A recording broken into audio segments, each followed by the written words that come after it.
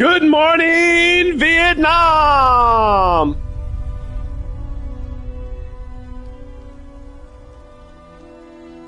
We are live once again on a Monday of all days. On May the 4th of all days. May the 4th be with you if you are a Star Wars fan.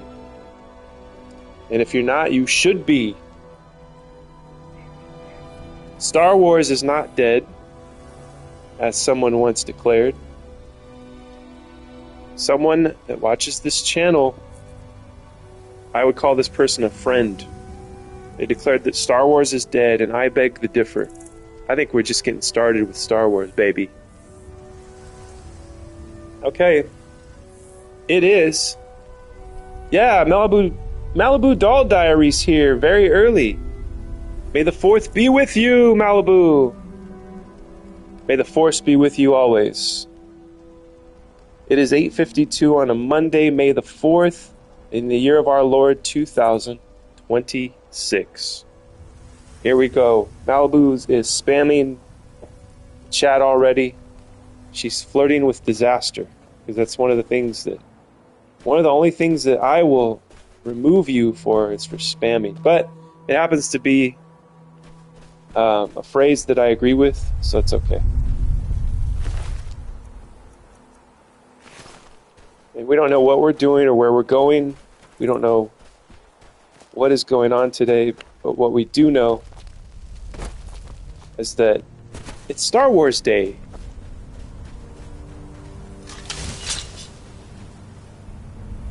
What is that? Oh, it's one of those fire spiders. Little exploding little bastards. Today we're celebrating the greatness that Star Wars was and is and what will be in the future. We got The Mandalorian coming out, the new Mandalorian and Grogu film, and that should be a great time. That should be fun.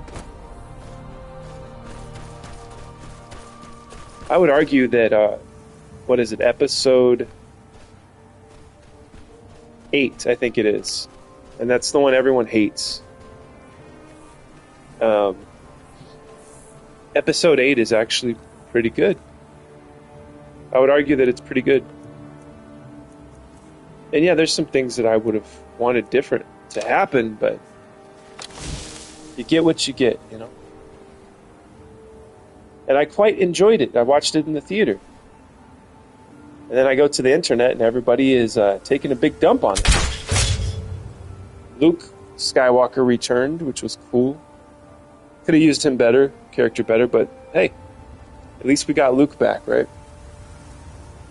Yes, there's a movie coming out with Grogu. Not a movie coming out with group. We could go as a group to the theater, Malibu, because I know we can't tell my wife, but I know that you're a hot chick and not a 56-year-old hairy man. So, Malibu, if you are a hot chick in real life, we can go to see the new Star Wars movie, the new Mandalorian. As a group, though, it'll be the people in the chat. And my wife's going to go, too. But don't tell her. I want to surprise her that we're going to get all of our YouTube pals together and go see the movie. I'll just spring it on her just out of nowhere so she can't say no. And I'll have all the tickets bought and everything, you know? So I'm going to be like, babe, we've scheduled this, we planned it, it's on the calendar, we got the tickets, you can't say no, you know what I mean? I will pull Country Bear's finger in a silent moment of the movie. Oh my god. I think he would like that very much, because he always asks for you to pull his finger. I think I need to turn this TV down. I wonder if the TV sound goes through the remote. Because I'm talking to you through my PS5 remote. I wonder if it picks that up. I have the TV up pretty loud.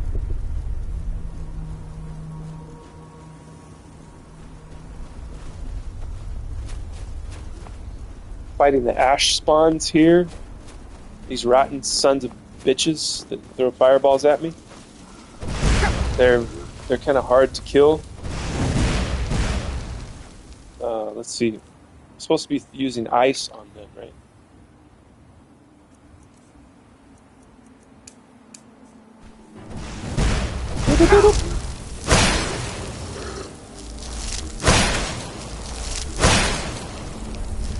Yeah, the ice works good on these guys. Gold ore. Spawn ash. When I first started playing this, I was using all of my carrying capacity for armor and weapons. But now I try to offload stuff and I try to pick up everything now.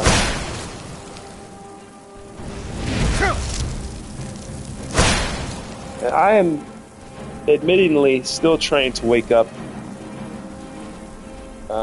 It's been a rough day so far, but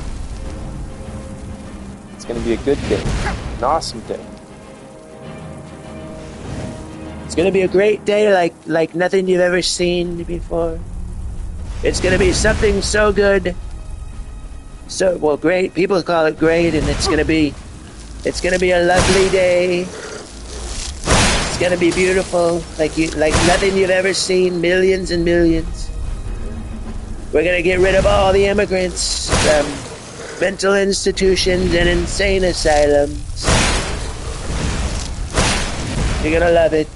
America's the hottest country right now, the hottest thing going.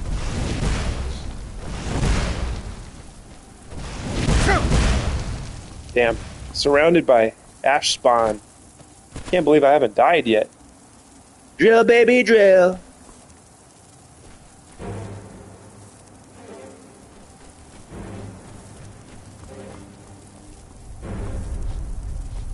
I've been really lucky this morning. Probably I guess because I'm using the force, you know.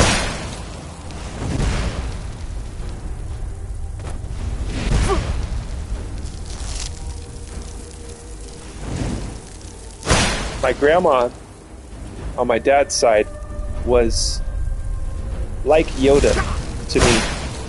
The most Yoda-like person in my life was my grandma. She kind of looked like Yoda too, now that I think about it. She wasn't green, but she kind of looked like him. But she would read me stuff out of the Bible, but she wasn't like trying to scare me with the Bible. She was trying to teach me love, teach me the power, you know, power of the Spirit, power of belief and prayer, you know. And so when I read the Bible, it was like reading a magical book. It wasn't like, oh, you better read this, you're going to hell. You're going straight to hell, Mark. You're going straight to hell for listening to heavy metal. It wasn't that, you know. She never tried to scare me with it. It was always in a loving way, and then also like a magical, empowering way, you know.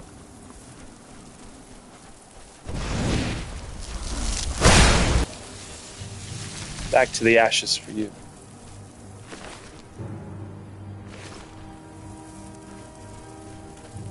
You guys, I don't know, I just thought of this. It doesn't have anything to do with what we're talking about.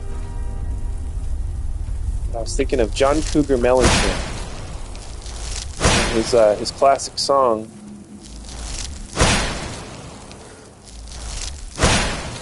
I can't think of the name of the song.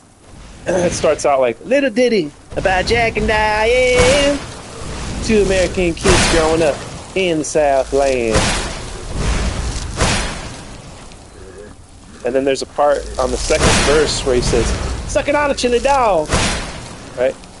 At the county fair, something like that. And I found this guy on YouTube where he's like, it's John Mellencamp's song, but mostly sucking on a chili dog. So when he gets to the second verse, he goes, sucking on a chili dog, sucking on a chili dog, sucking on a chili dog, sucking on a chili dog. It's hilarious. You gotta watch it. You should look it up. He changes all the words to sucking on a chili dog. It's great. Okay, did I get rid of all the ash spawn?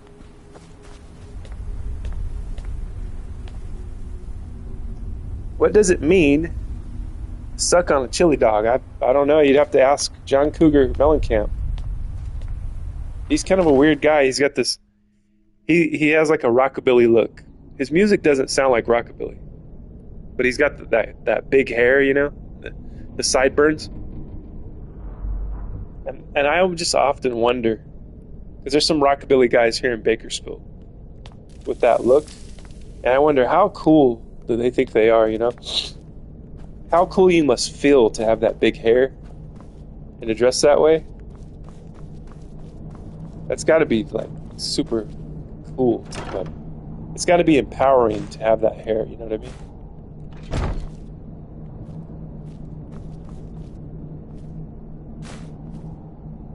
I think with my talking, it's like scaring people away. There will be people, I think Malibu's in here, but there will be like 4 people in here, and then it's like, and then they go away. Or a liability, yeah, to talk.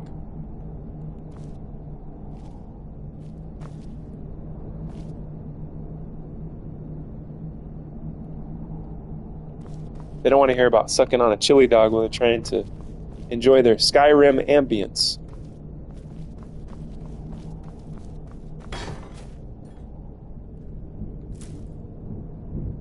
Not to talk, to have the rockabilly hair. Not to talk, to have the rockabilly hair. Now, I don't know what we're going to do with you. That makes no sense.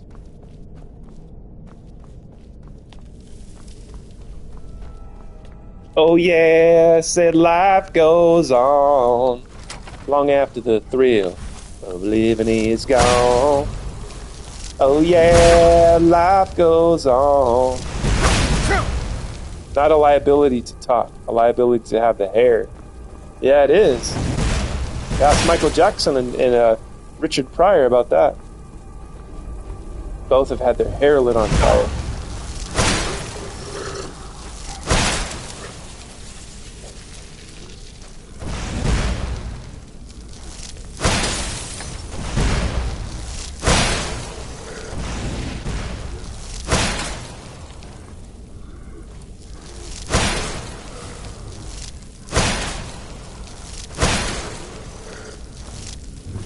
Night night.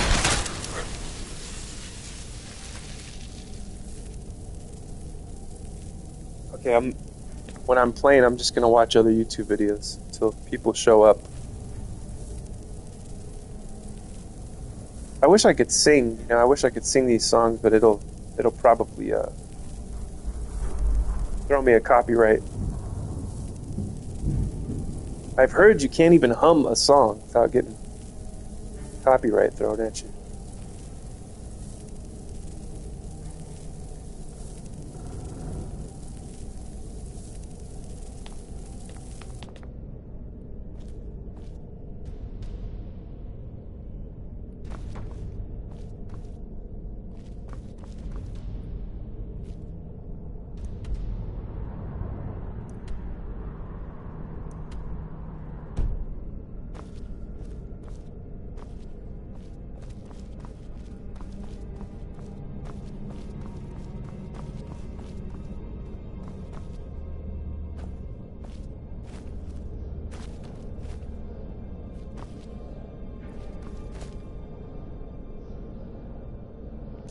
Ruby Geode. I don't think I've ever seen this before.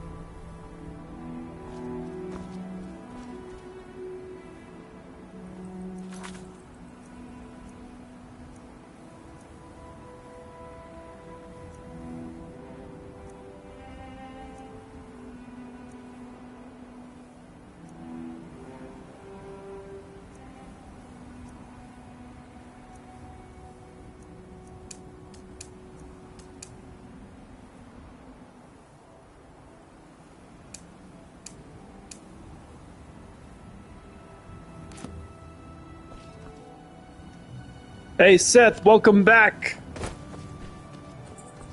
May the 4th be with you, Seth. May the 4th be with you always. How's it going today?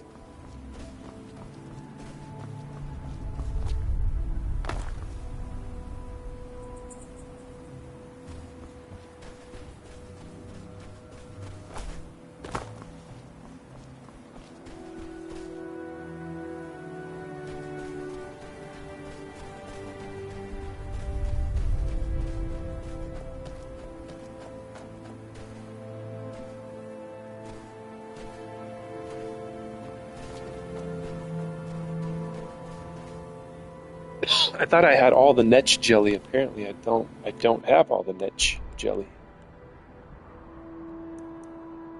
Where did I see those guys? Seen them over here. So maybe there's some more over here. I'm doing great, Seth. Doing amazing. The weather is up and down here in California right now, or in my part of California. So it's like super cloudy. Like the temperature dropped, and then next week it's going to be in the hundreds. So we go up and down until we get to June, and then it stays hot. And it stays hot until like October, or even September, you know. Or September, October, and then it goes up and down again. Our spring and fall, it goes. The weather is like bipolar, and then it stays really hot, or it stays a little cold. We don't have much of a winter here, but doing pretty good. Doing pretty good for a Monday.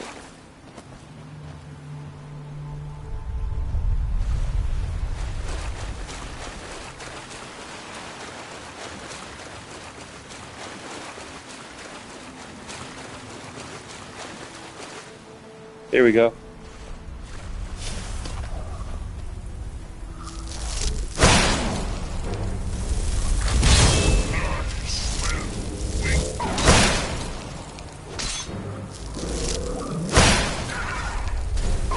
Oh, he ducked.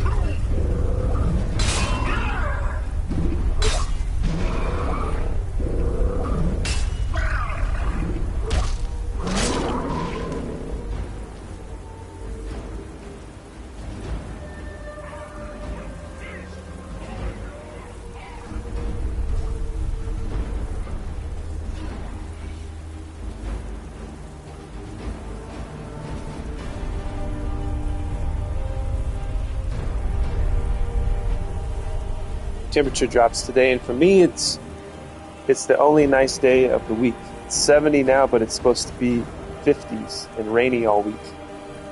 That's crazy. Yeah, I think we have a certain percentage chance. I don't think it's a very high percent, but it is really cloudy over here, and it was really windy yesterday. Blew this umbrella in my backyard into my pool. And it's completely, the pool is just filled with leaves. It's crazy. But I don't know if it's going to blow in a storm though. Unless I got to check it again and see if the percentage, the chance of rain went up, you know.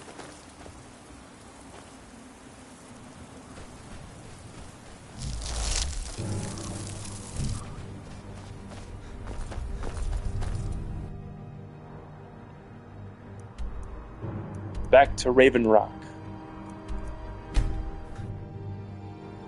It let me fast travel even though there was an enemy nearby.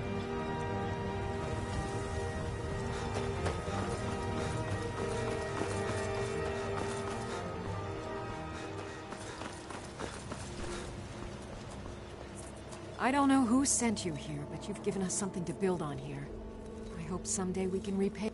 Goodness, it must have been quite difficult tracking those creatures down out there. Here, take these. They should help you during your journeys. Potion of ultimate well-being. I've gotten a report that you've I been like that. harassing some of the townsfolk. If you ever need apothecary supplies, talk to my wife, Milori. My hands are clean. All sorts of useful things. Feel free to browse.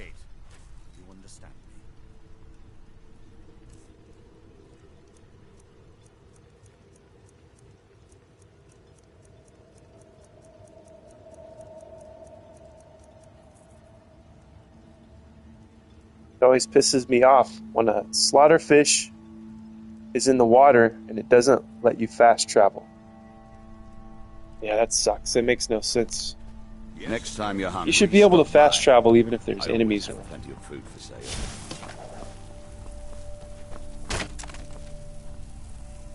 I guess they want to make it a little more challenging so you Welcome keep to playing Raven or Rock something. Mine, Outlander. This mine's amazing. Have you ever seen so much ebony in your life? No, I have not. I haven't seen so much ebony. I know why you're here. Gold. This mine's amazing. Have you ever seen so much ebony in your life?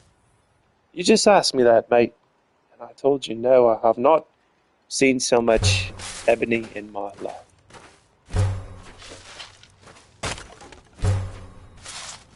Excuse me, Captain. Do you have any plans for the west end of town? We feel awfully exposed over there. If I had the resources at my disposal, I would go war myself. I understand. Welcome to Raven Rock Mine, Outlander.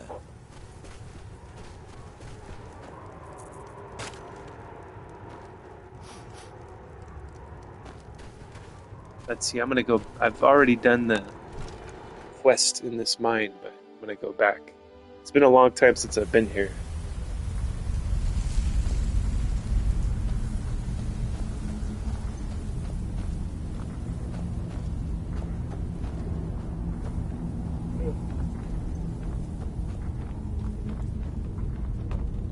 I can't believe you found a way to reopen the mines. I don't know how to thank you.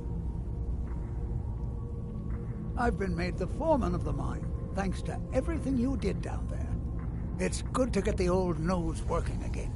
I missed sniffing out the ebony deposits and getting my hands dirty. Best of all, Aphia isn't so cross when I go down there anymore. Of course. In fact, Councillor Morvain has given you the full run of the place. Help yourself to whatever you like. We're all in agreement that you're entitled to as much as you can carry. Nice. Thank you, stranger. Thank you, for Seth. everything. Please like and subscribe if you haven't already, everyone.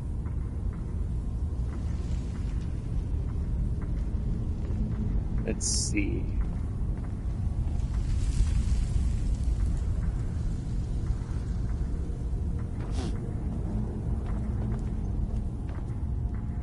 Down we go into the mine. It'd be cool to make some ebony armor. I don't know if I'm capable of that. Don't you have to level up your skill to be able to make ebony armor?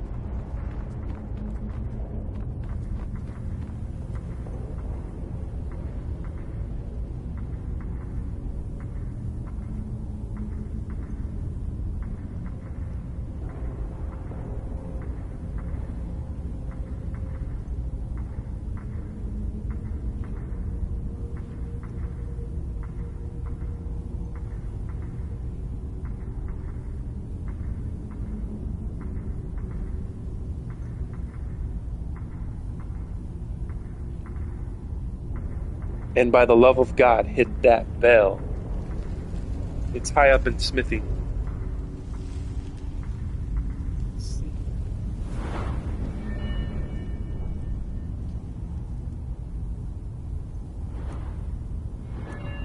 So what benefit is there to make something legendary if it starts you back down? It like starts you over again.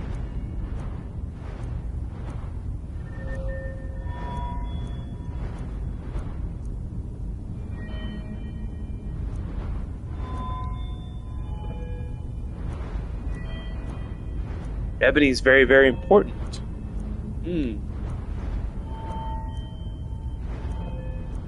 My smithing is very low.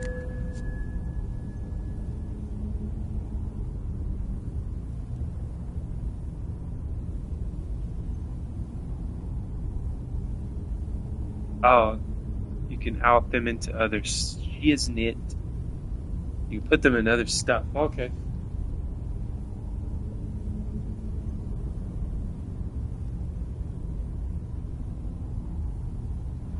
But then my destruction would be low. That's like the main thing I use. I guess I could put it into smithing and see what it's like to make ebony armor.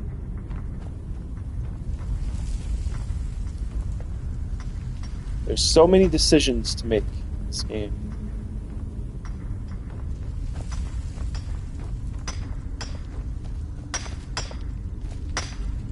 Because of...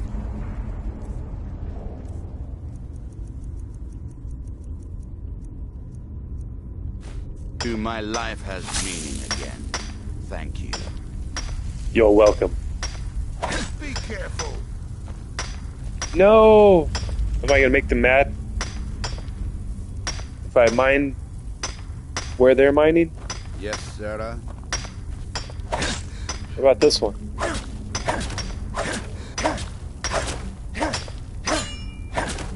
Diamond added. Sarah. You have to be able to do it already. You have to be at that level, then get the perk. Getting your hands dirty, Outlander.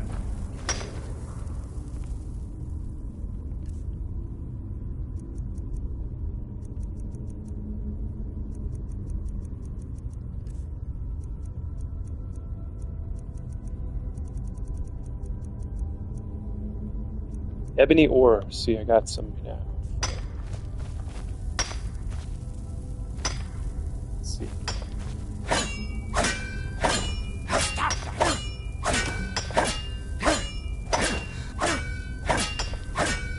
Getting your hands dirty, Outlander. They are super racist. Was Outlander a racial slur against Nords or what?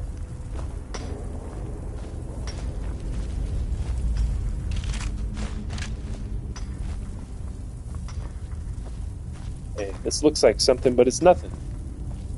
It's for looks.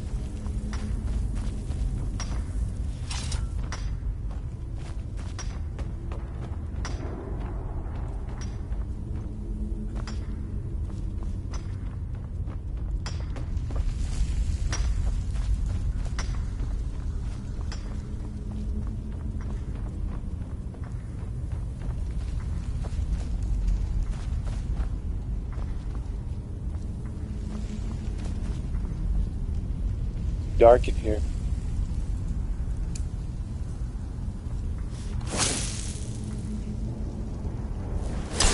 They don't trust anyone but their own kind.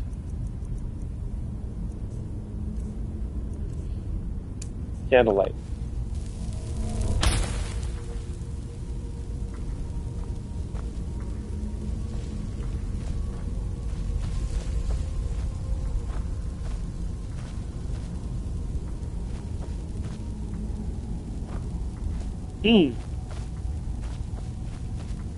Why is there nothing here? This game is actually super effing racist.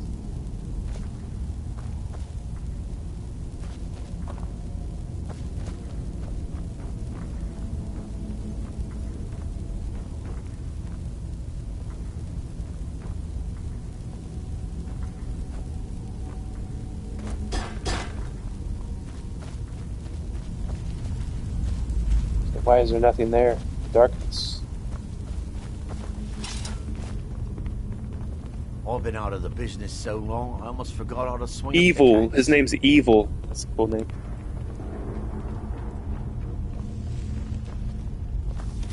There's nothing quite like the sound of metal striking. May the 4th be with you. Star Wars. Sounds like what Mike Tyson, how Mike Tyson would say, may the force be with you. May the 4th be with you. I'm gonna F you till you love me. You guys remember that? Well, should look it up.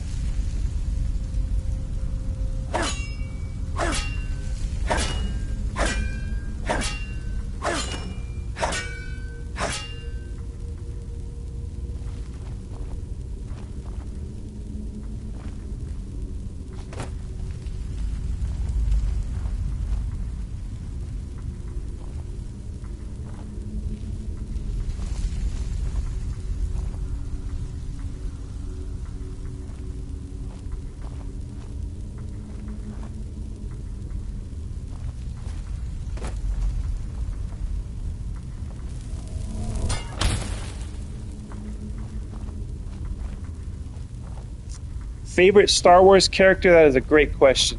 So thank you for asking that. Because I'm not racist, my favorite character is Mace Windu, as he's black and has a purple lightsaber. Just kidding. That's a tough one. Probably, I have to go with Obi-Wan. Obi-Wan Kenobi. Now there's a name that I haven't heard in a long time. You know him? Well, of course I know him. He's me. I love Obi-Wan. My favorite. Throughout the whole series, I love Obi-Wan. Malibu Doll loves Chewbacca.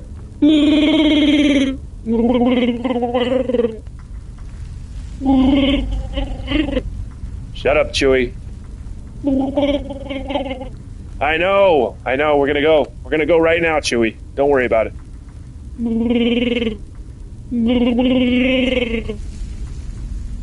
And Princess Leia, may she rest in peace. Yes, indeed. Carrie Fisher, lovely actress. You know, I really love her also in The Burbs. Tom Hanks. It's a great film. Those are great picks, Malibu. Obi-Wan is dope. What's your favorite, Seth? And R2-D2.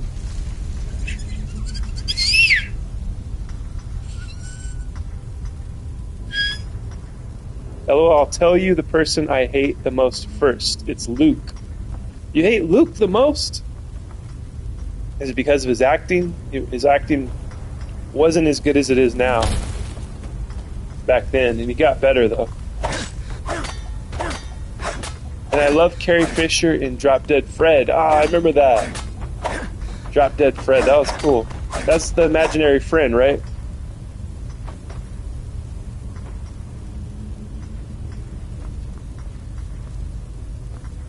So who's your favorite, Seth? Is it Mace Windu because you're not racist? Seth, you have to. You're white, and you should be guilty for being white and privileged, and you have to pick Mace Windu. Sorry, you have to, or else we're gonna all think you're racist.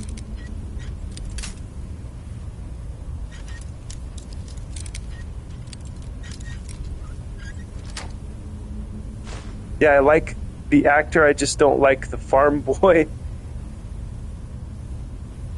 Farm boy hero trope. It happens too often. I know, that's my story.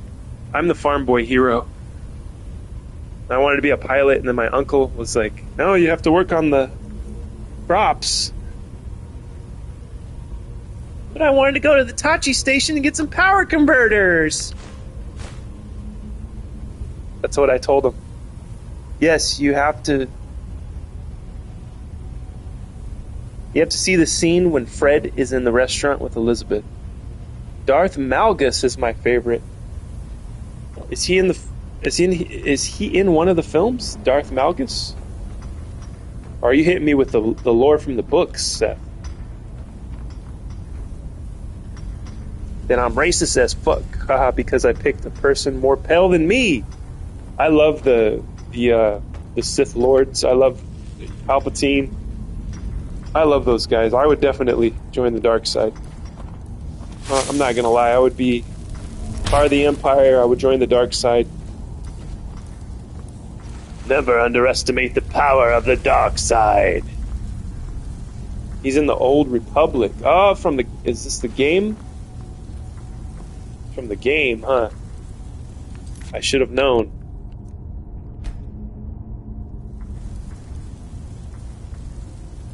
What about Darth Plagueis? The guy who... Didn't he find a way to cheat death, or was that a lie? To manipulate Anakin. Ooh. A glass warhammer. I don't think I have one of those. Salacious Crumb. FTW. Kindy is back. Welcome back, Kindy.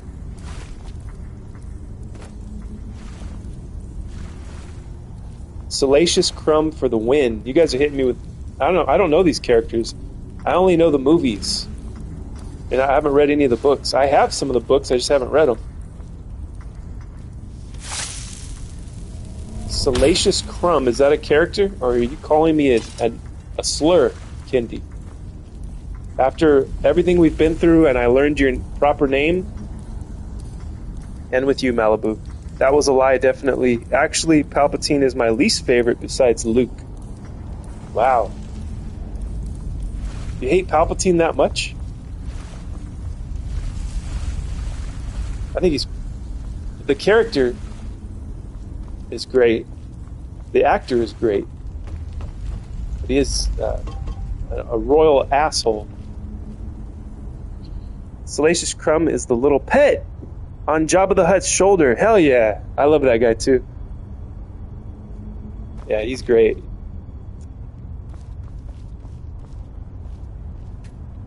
He's like a little Jim Henson Muppet, huh?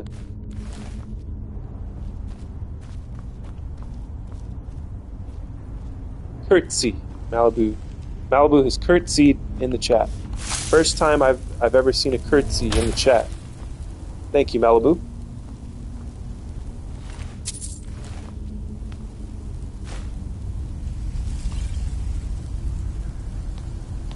One of these guys is going to get up eventually and try to kill me. I know it.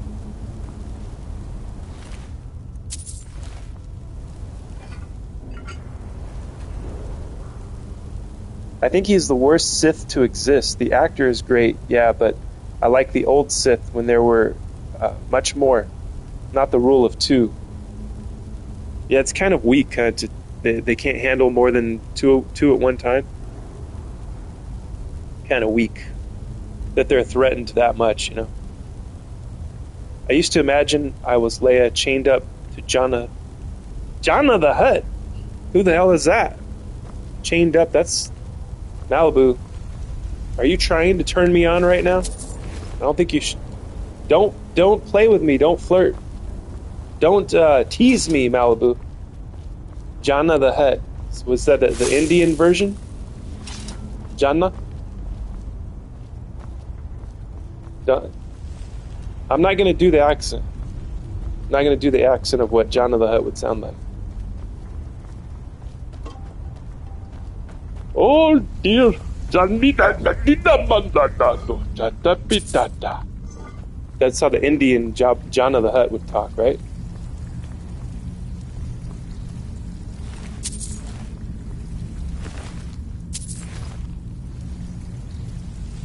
I used to imagine I was R2-D2 serving drinks on Jabba's yacht. I love that. I like the infighting. Bollywood. Yes, the Bollywood version of Star Wars. Did you know that Star Wars and many other films were borrowed from Akira Kurosawa, Japanese filmmaker who would do samurai films? And the story, so he did Seven Samurai, and then I think it's called Forbidden Kingdom or Hidden Kingdom, something like that. And you can see like plot lines and characters and things that are directly inspired Star Wars and other films too, like The Magnificent Seven, a lot of like old westerns. I think for a few dollars, or no, what's the first movie? The Dollars Trilogy. Damn, I forgot the name of the first movie. The last in the trilogy is The Good, the Bad, the Ugly. And then part 2 is For a Few Dollars More. Damn it, I forgot the name of it. But the first one was really inspired by Akira Kurosawa. There's even 2 characters in one of those films that are like R2-D2 and C-3PO. But I mean humans, of course. Geez, this is one of the hardest locks I've ever picked.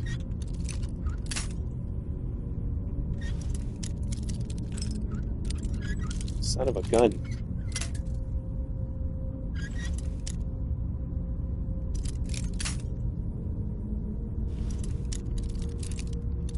Dang it.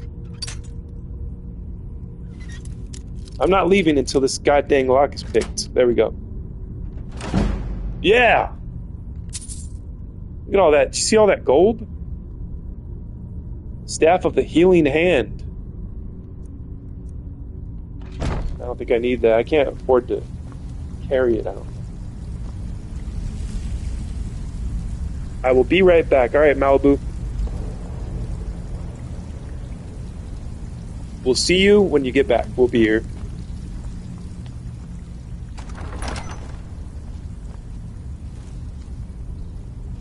So, first time around, I didn't make it this far down into the mine. I just finished the quest and then left. So this is all new to me now.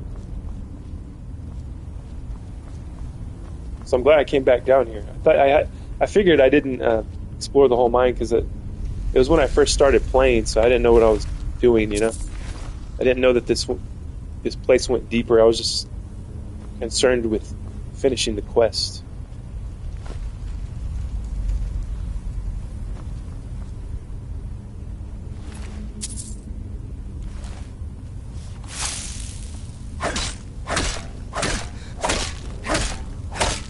He's got a lot of blood in him for a mummy. Can't mine this? Yes, I can't mine it. I like when you mine something and then it reveals a door. Pretty fun.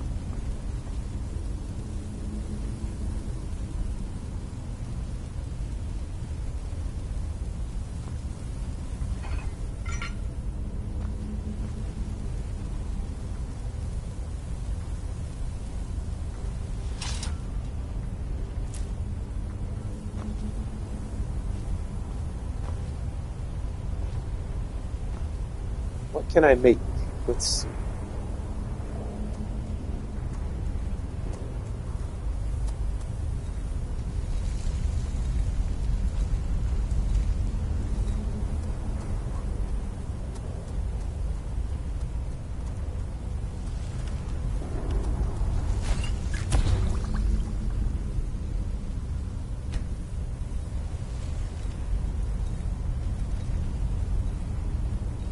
Resist fire would be helpful when I fight the dragons.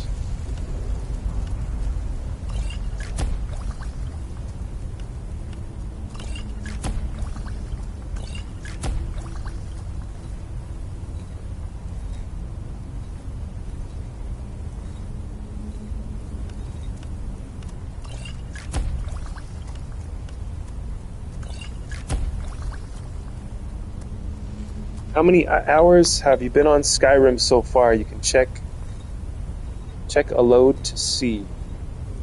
Okay, let's see real quick. So I just go to where the load screen is. I don't think it'll show on your screen. Yeah, the screen goes black. I am still here.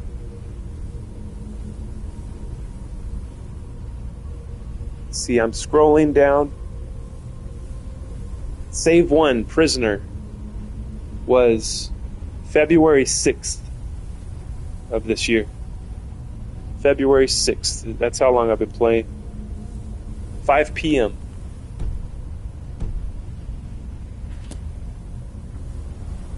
So, in the grand scheme of things, I haven't been playing that long at all. Let's see, I'm going to take this next jelly and see if I can make some.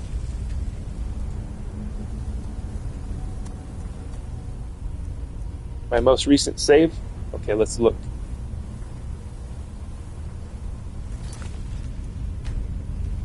Oh no.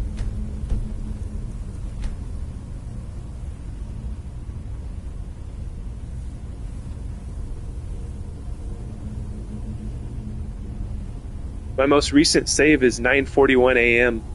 today.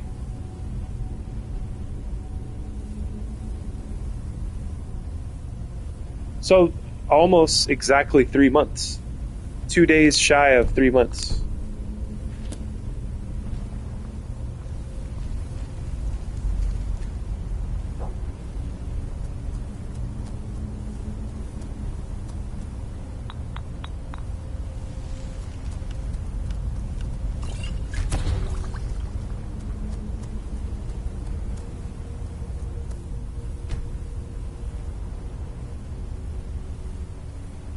Yeah, but doesn't it have your hours played?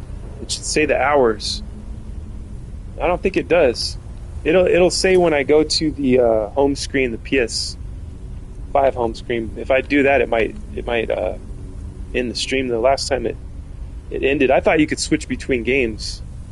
I feel like I switched between games before while it was still live streaming, but last time it ended it. Okay, the number over to the side, it says 209. 209.45.10. Are those the hours?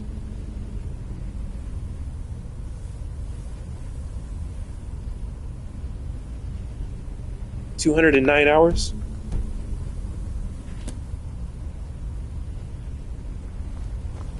Okay, now I'm carrying too much stuff.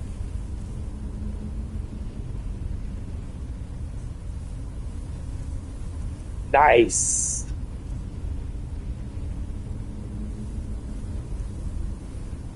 So how much do you have, Seth? Everybody, anyone who's watching in the chat, feel free to comment your hours. Let's see the number. I want to see the number.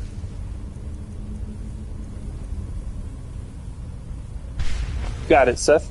You're very welcome.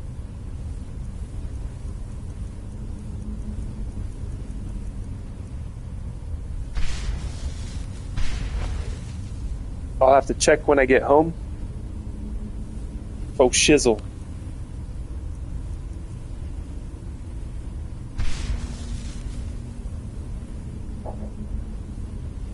Kindy, who is your favorite Star Wars character?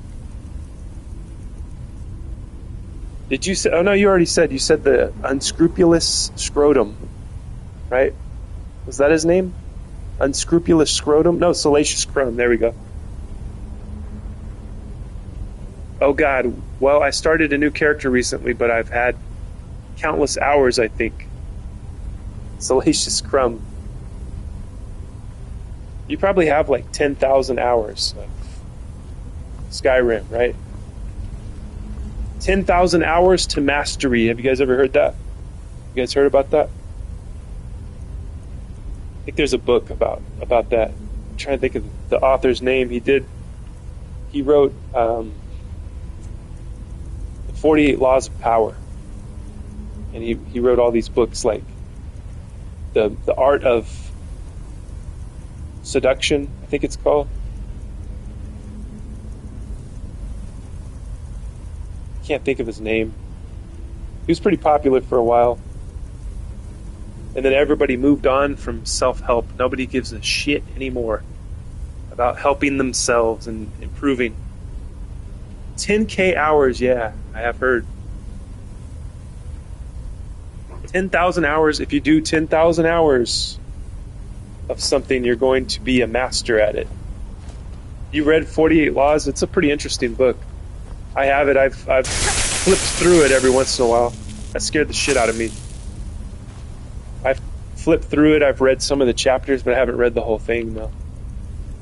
So no spoilers, Seth. I'm just kidding.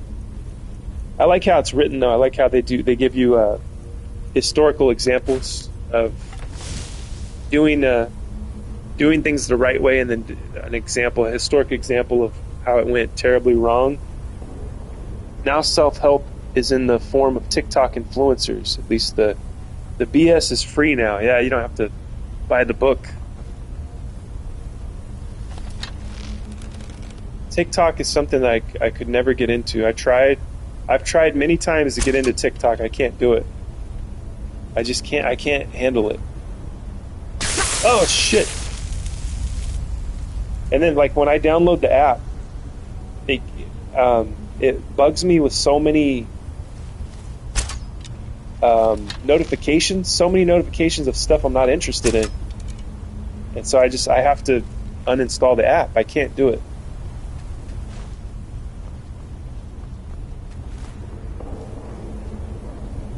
You remember what law number 1 is?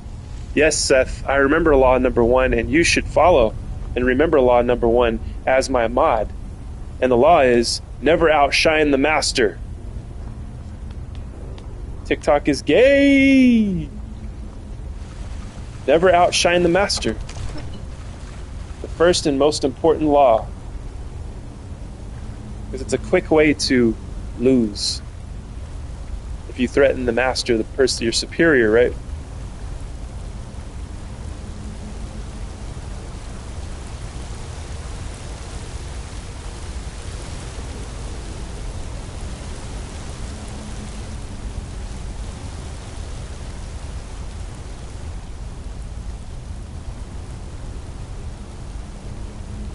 I think the kids these days are on Instagram. My younger coworker made me get rid of it for the racist. Your comment didn't go into the thing. It was on the TV. LOL, when have I outshined? No, I'm just telling you to follow the rules, Seth. Beware. Never outshine the master. Even if you're better at playing Skyrim than me, which I know is true, but you have to make me feel like I'm the best. Right? Sorry about your comment, Kendi. It didn't let it post, probably because you said the word racist. I got Instagram for the racist memes. LOL. Hell yeah, that's funny. Yeah, if you guys don't see your your comment in the chat, it's a weird deal. MFer.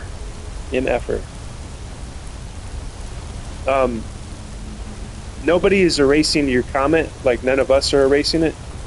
It's some kind of weird thing, and what's weird is it pops up on my TV for a second, and then I look at the chat. I'm monitoring the chat on my phone, and then it doesn't print it, or it doesn't display it. It's really annoying to me. I don't erase comments. I don't care. You guys could, like, if it was up to me, you guys could say whatever you want. But, we're dealing with an algorithm that is programmed to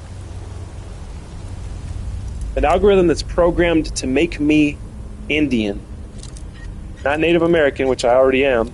Indian, from India. It's programmed to make me more Indian. Okay, you guys know that, right? See, me, I am a constitutional person here. I believe in the freedom of speech and expression. If it was my platform, you could say whatever you want. You can build...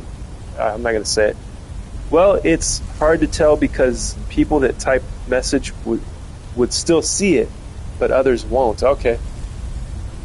So Kendi sees it, but no one else sees it. And I see it for a split second, and it doesn't show the whole message, too. It's annoying how that works. I'm going to make a whole channel dedicated to talking about just that. About the comments not coming up. Just kidding.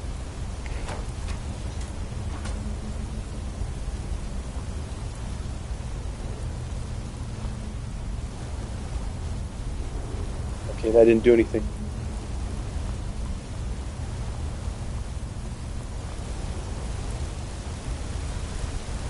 So is there a boss down here? Is there like a dragon priest?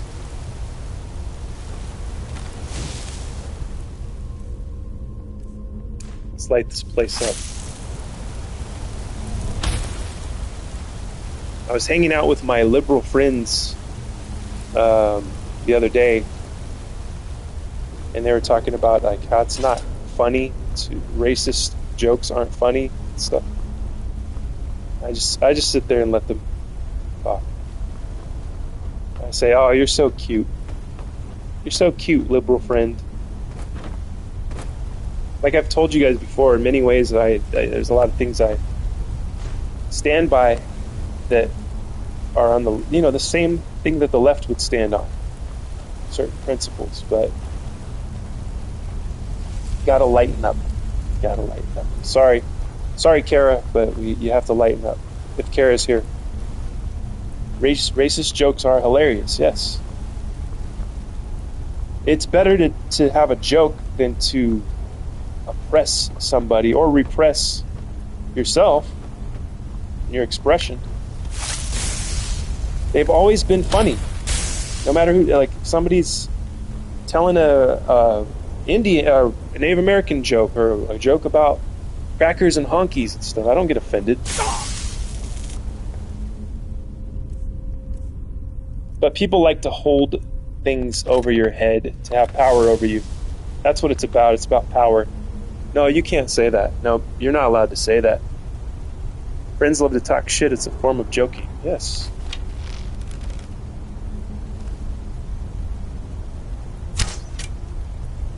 Did I get it? I got it. Good.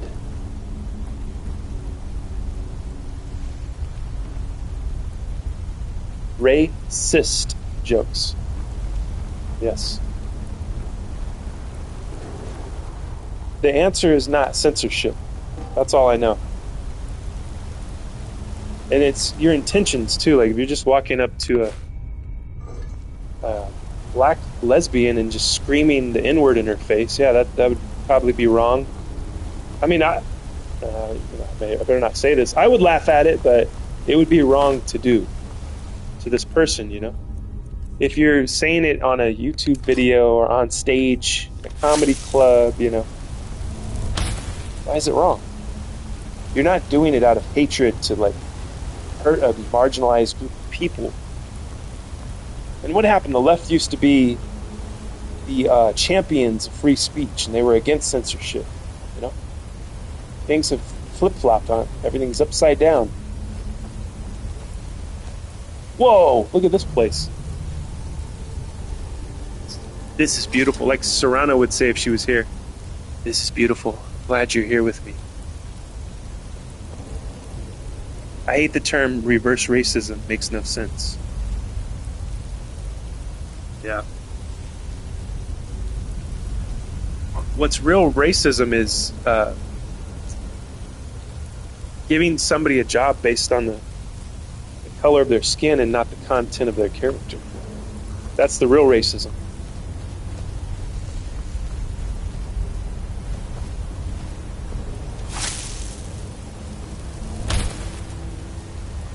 One day we will all figure this out, and we're going to have like really cool spaceships, and we're going to beam people up, be able to beam people up. And we're going to be able to go where no man has gone before, so boldly go, no man has gone before. We're all going to work together. It's going to be beautiful and great. I know because I've seen it. It was in a documentary called Star Trek. It's going to be okay, guys. We're all going to get along. There's like a Russian guy and you know, this hot black chick that has a Bluetooth in her ear, and then there's a doctor from the south and he has an iPad. There's a Scottish guy, although I didn't see any Mexicans. I don't know what happened to them in the future, but I think it's going to be okay though. Blackface is fine if it's funny, same as whiteface. That's how I feel. Yes. When I saw Drewski dressed like Erica Kurt, it was funny. I thought it was funny. You shouldn't make fun of a grieving widow. Come on, it was funny. It looked funny. LOL, Star Trek, very diverse, yes.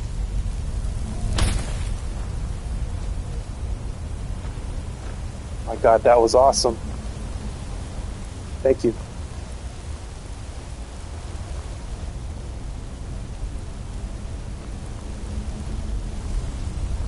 Me commentating on Drewski was awesome, right? Thank you.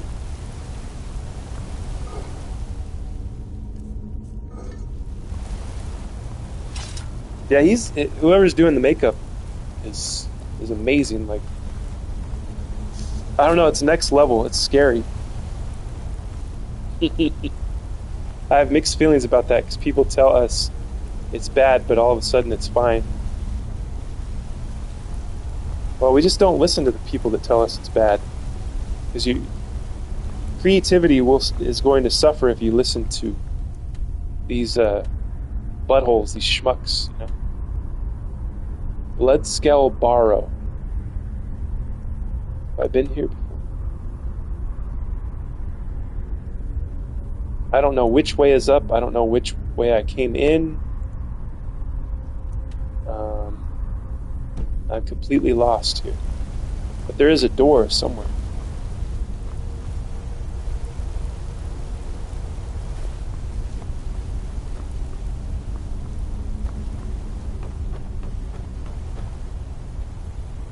That is bullshit, Seth. It has to be either fine or both, or wrong. Fine, yes, fine for both or wrong for both. Yes, yes indeed.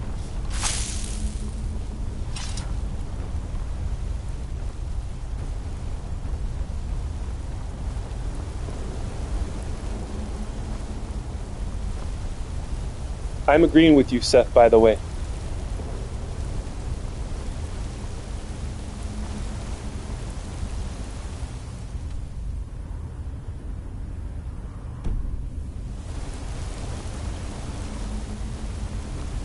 Okay, there is a door at the end of this journey. I don't think that I'm finding the right route here.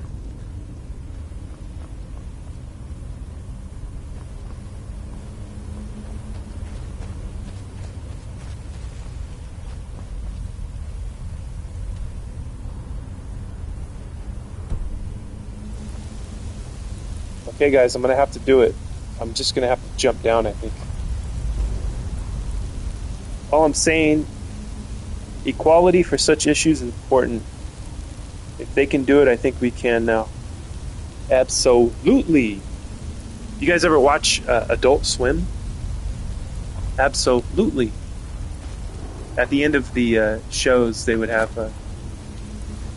it was like footage from the 90s, and it was like their logo thing. Like the logos come up, the people that produce the show or whatever. Absolutely. Speaking of Adult Swim, did you guys see The Onion bought Alex Jones's InfoWars? And they're now making a mockery of Alex Jones. They're using it to make a mockery of him, and they have Tim Heidecker as the host. You watched it, Seth? Oh, you watched Adult Swim, probably. That's like... I watched Adult Swim when it first started. That's how old I am. Yeah, me too. May the 4th be with you. Yeah, I like all the demented stuff. I mean, everybody now, like... A lot of people are very angry at Tim Heidecker and Adult Swim for being satanic and all this stuff. I mean, I enjoy their stuff. Tim Heidecker is awkwardly unfunny. He is now, like with what he did with InfoWars wasn't that great. I think it could have been better. I've seen stuff of his that are really funny. Like his stand-up was really funny. Because it was kind of like he's making fun of stand-up. It was great. And I like some of the twisted, demented stuff they do. But yeah, they missed the opportunity with InfoWars. They missed the opportunity to do something great.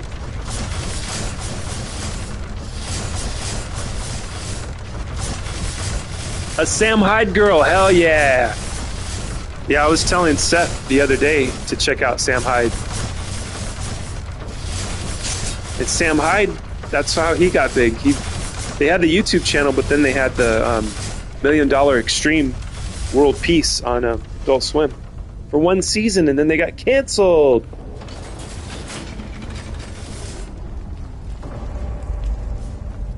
Sam Hyde is awesome. Yeah, he's amazing. You want to hear something effed up? Yes, Seth. We love hearing about effed up stuff. Tell us.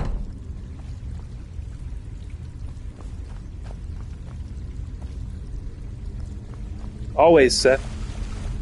So you mean to tell me I have found this word of power already? So I have been down here. I don't remember coming down here. Oh, you know what? I do. I remember there was a guy, a dragon priest down here. I remember it now. I think I got a mask from him.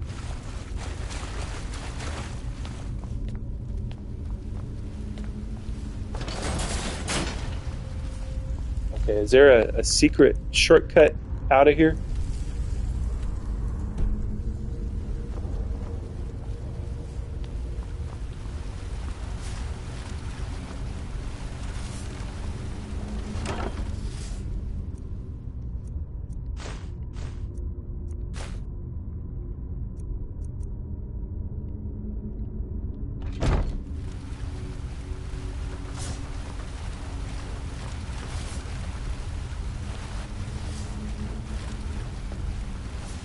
Seth is typing something really long.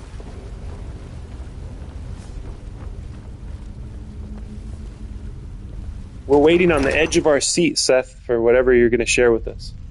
I hope you're still there.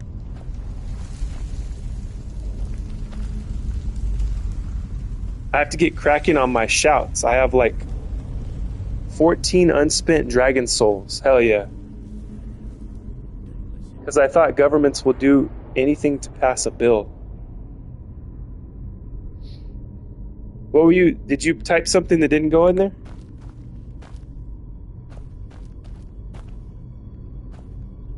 Or what are you talking about, Seth? Do anything to pass a bill, like create a war to distract us?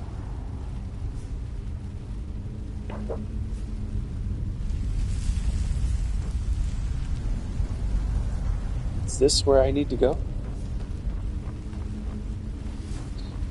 Looks like it goes deeper. Oh no!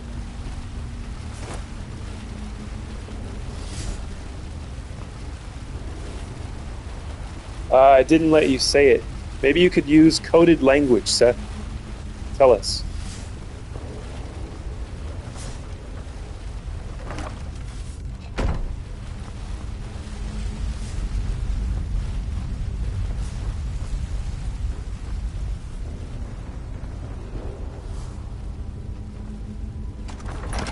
I have to type in small messages, okay.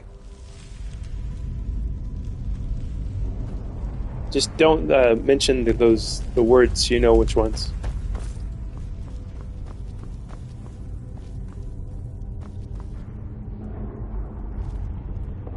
When you're a little kid, you actually watch Alex Jones. Heck yeah, that's tight. Now that's power. I was into conspiracy theory stuff. Me too. Turn wood to gold. Juice. So I can turn wood to gold. Juice? What kind of juice? Adrenochrome? Are these enemies? They are enemies. Who are these guys? I don't know how tough they are, so I'm going to hit them with the Sanguine Rose. Reaver Lord.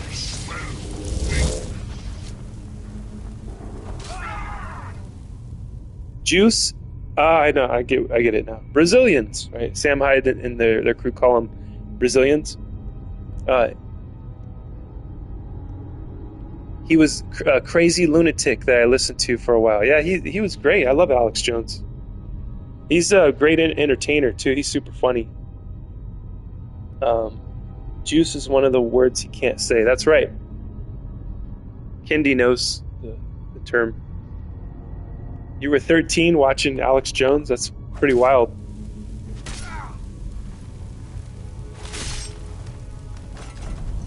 It's funny where, you know, Alex Jones will go on and on about some crazy thing, and then you look it up and it's actually real.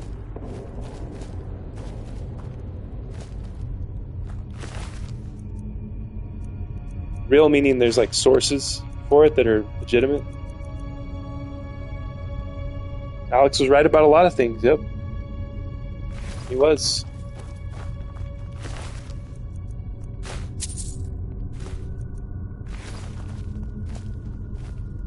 There's a guy now that has kind of, he's a stand-up comedian, and he's been doing like, it feels like I don't remember him doing this in the past, but he switched over to like doing all conspiracy stuff. He's going in on conspiracy stuff. Kurt Metzger, he's pretty funny.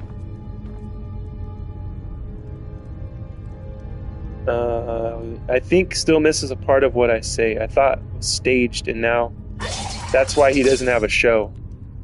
Yeah, because I know it's like he can't say words on a podcast. Like, he didn't tell anybody to go harass the those families. I know what you're talking about. You don't have to write it out. I mean, that's probably, they can probably sue anybody that says that it was staged, right? If you're like making a direct allegation, right? Yes. And he owes the families $1 billion because he said words on his show. Not even, and it was on his website. You know, he has a website that he owns or he did own. So yeah, I disagreed with what they did to him, and he even publicly apologized. Like, I'm sorry that I thought it was staged. That's not good enough. So does that make you think less that it was staged, or more that it was staged, that they hit him so hard, right? With a $1 billion lawsuit. Where's Country Bear? I need to pull his finger, Malibu says. Malibu, you are gross. It won't let you say that. Yeah, you probably shouldn't be typing that. Well, there is a defamation law. Yeah, I guess so. Oh, I can't kill him with candlelight, can I?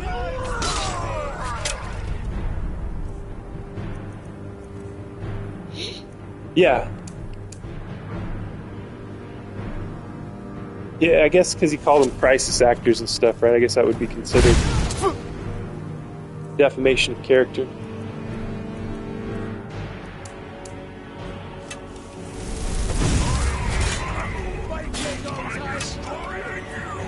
But yeah, can you say that you believe they're actors, crisis actors? You're saying, that's my opinion, man. Hey, that's just like my opinion, man, that they're crisis actors, but allegedly, right? I'm not making a allegation against anybody. It's just an opinion, man. Just weird how that one dad was laughing when he thought the camera wasn't rolling. Yep.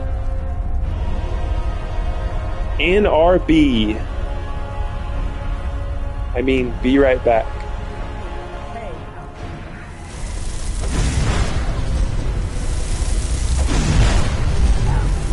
We'll see you when you get back, Malibu.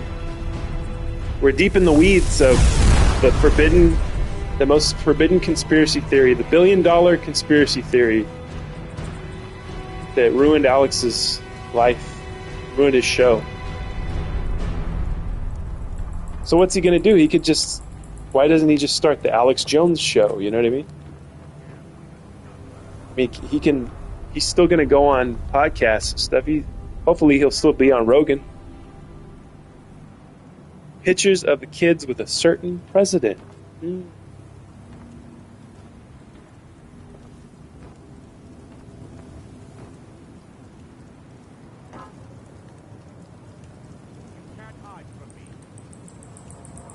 He can start a new show. Yep. I don't know if there's any, was there any stipulation in the ruling against him that says he can't start a show? Possibly? I don't know.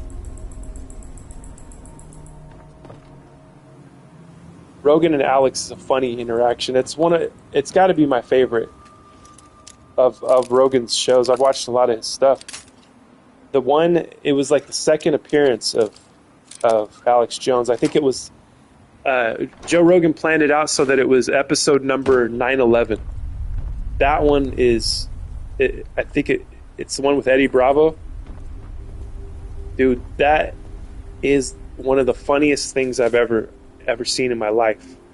How he just flies off the handle and just starts screaming at Eddie Bravo. It's so great. He can and is planning to make his own network. Hell yeah, that's awesome.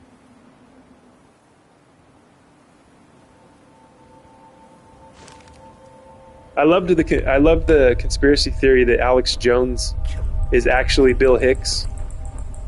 That's a fun conspiracy theory too. And you can see, I don't know if they're still up, but there was YouTube videos comparing his face side by side and lining the facial features up. That was pretty great. I think Alex is probably funnier than Bill Hicks. Well, If it was Bill Hicks, he got better as he aged. That's the funniest. I gotta watch that again. That's funny when Alex talks about it too. I just googled Bill Hicks. They do look alike. Yeah, and what's wild is that they had the same agent. Like Alex, when he was starting out, had the same agent that Bill Hicks had. And I don't think you ever see any pictures of the two of them together.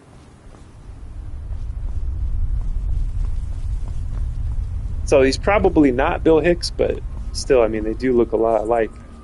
And Bill Hicks had a character that he would do on stage, and he would do Alex Jones's voice. You can look that up too. It's pretty funny.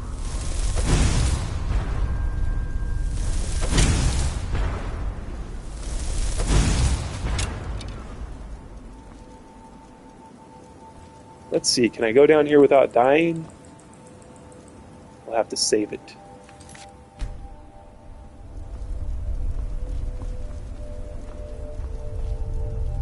Never in the same place, they might be the same guy.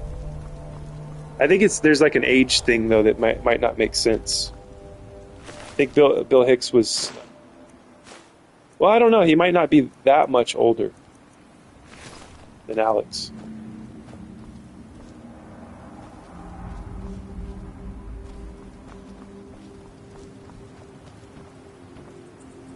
And why does a podcast or a radio show host have the same agent as a stand-up comedian? Those are two different genres. Usually there are different agents for different things. Like if you're a voice actor, you have a voice acting agent. If you're on the screen, you have the agent from the guild, from Screen Actors Guild or whatever. You have different agents for different things. So it's like, why does a radio show guy have the same agent as Bill Hicks, a stand-up comedian? Interesting to think about.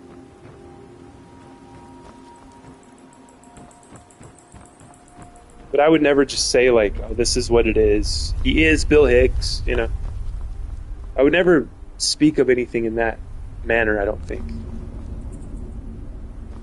Because it's hard to really know anything. It's hard to know really the truth about anything.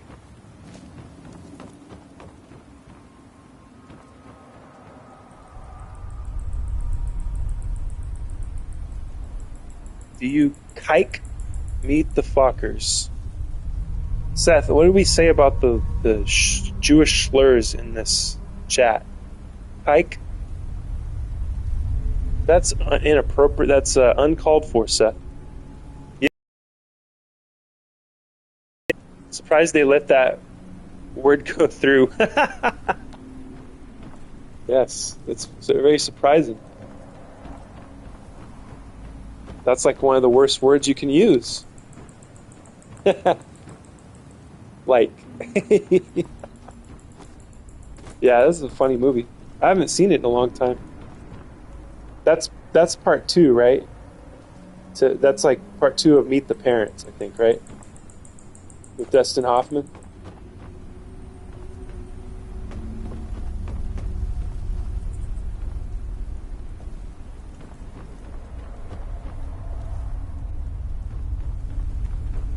Alright, there's a whole lot of nothing over here. But I'm outside, so now I can fast travel.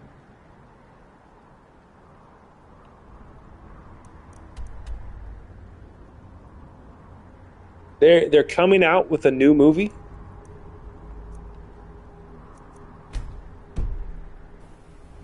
I've heard people talk about it. I didn't really notice this, but people have brought it up that there's no comedy movies anymore.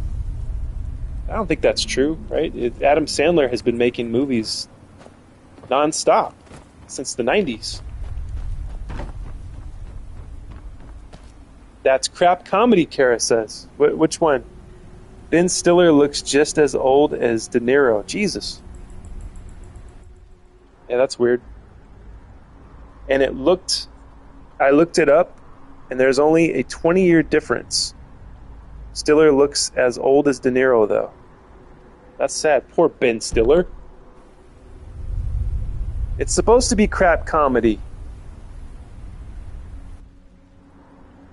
What's up, Kara? Welcome back. So what would you think is good comedy, Kara? Monty Python's Flying Circus? Stiller must not be on the adrenochrome. Yeah, it's not working for him.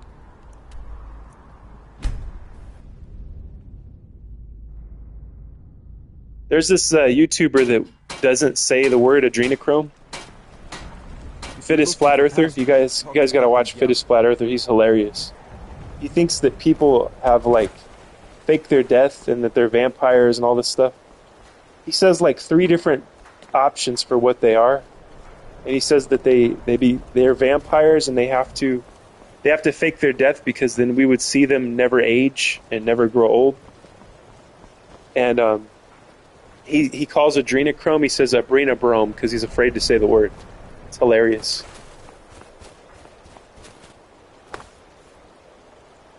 I can't stand comedy films. They're all crap. Kara, do you not have a sense of humor, Kara? You don't like comedy? You don't like anything? What about stand-up?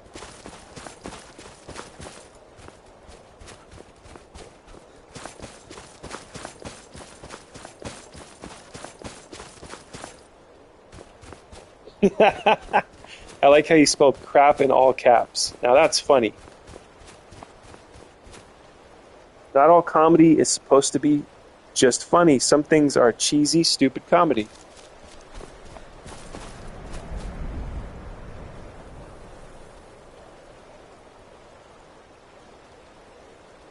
Okay, let's go back to the Skyrim. Back to Skyrim, I think, or I am back in Skyrim. But let's go to a place that I haven't cleared yet. Or that I haven't done all of the quests for. Kara, you don't like any... What about Ace Ventura, Pet Detective, Kara? Have you seen that?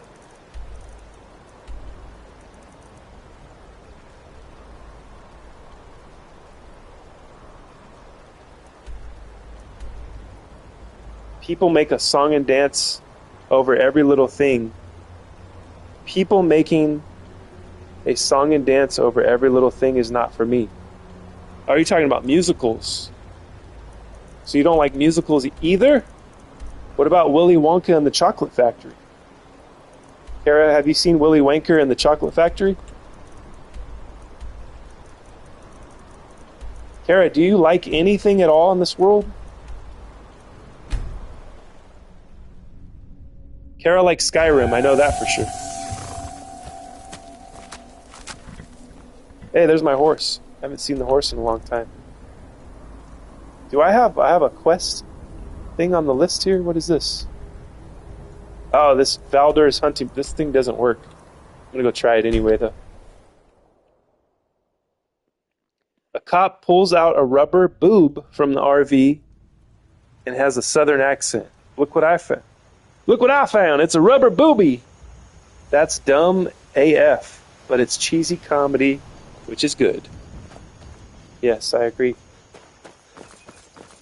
Comedy is all about timing.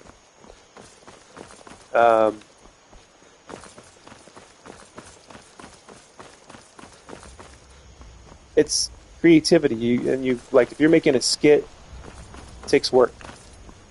To write the beats of the skit, the rhythm of how you say the words, the delivery. It's art, you know? And it's chaos. It's also chaos too. It's the fool, the trickster, causing chaos. Basically breaking down what a serious person has built, and just kind of breaking it down so that we can laugh at it.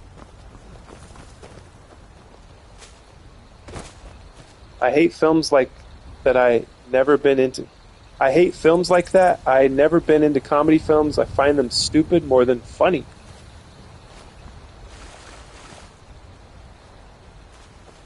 One of my favorite shows is What We Do in the Shadows, and that's made to be cheesy. That's the vampire one, right? FX vampire one. I'm trying to think of the guy that the did he the guy from New Zealand, did he make that, or is he in it as an actor? I can't remember. He did Thor, one of the Thor movies. What is his name? I don't know. I like his stuff though. It's funny. What do you need? This guy is never going to find his hunting party. Hmm?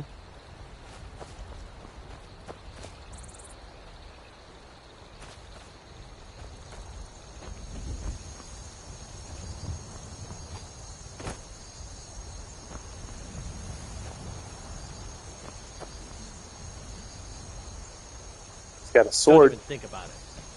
Don't even think about it, he says.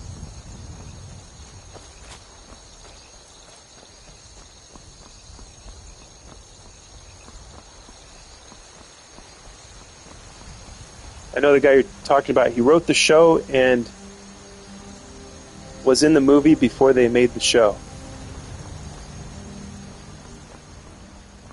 Oh, they had the movie first. I forgot about that. Yeah, I haven't really seen it. I remember seeing the trailers and stuff for it. It looks good though. I like the look of it too. Kara, do you like A24 films? Everybody in the chat, do you guys like A24? There's a movie called Mother Mary coming out. I can't wait to see it. Anne Hathaway's in it. The movie was funny, but the show was too much. I hear something.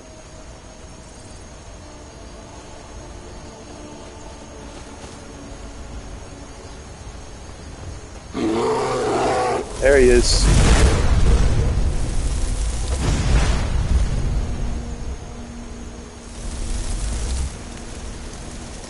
Where'd he go? Did he drown himself?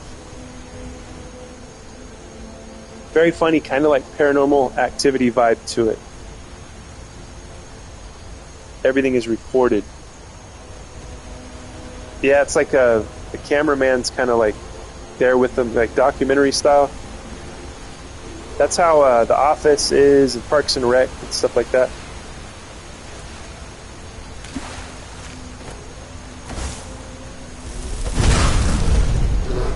I don't know what that is.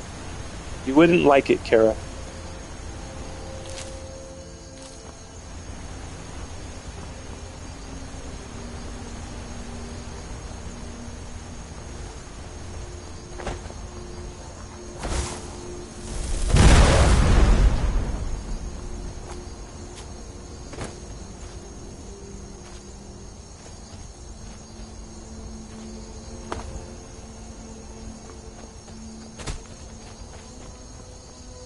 I gotta take this thing off the map.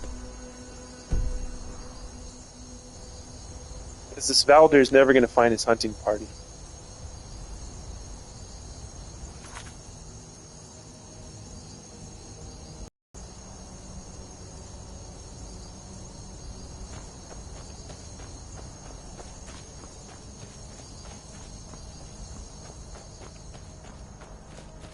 Kara, do you like Game of Thrones?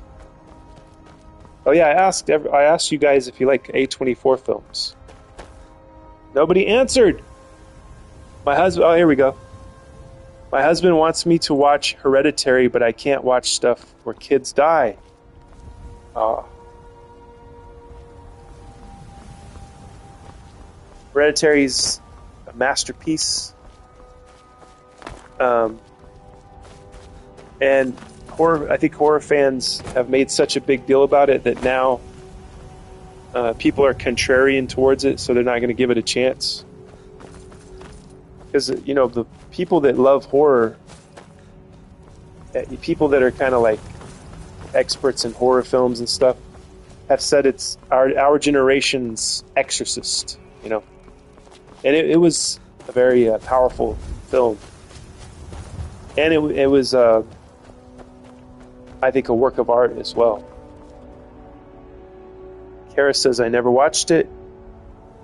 I didn't answer because I have no clue what it is. A24 is a company, like a film production company. And they have they work with like, I think they just distribute the films, but they all have the same style to them. Like it's not the same people making the films every time. It's different directors, writers, but they always have good actors and interesting, kind of like weird, interesting stories. I do want to see Backrooms. Yes, me too. I'm excited about Backrooms. It's cool that it's the guy that had the YouTube channel is the writer and director of the film. So that's pretty cool.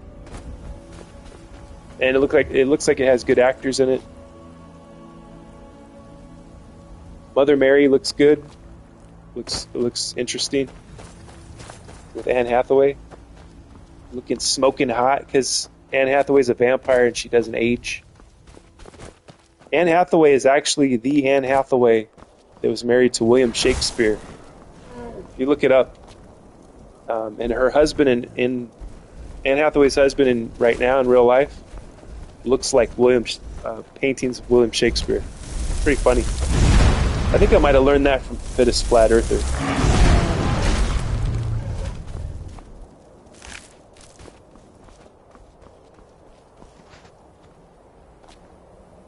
But yeah, Anne Hathaway is immortal, and she's been alive for God knows how long.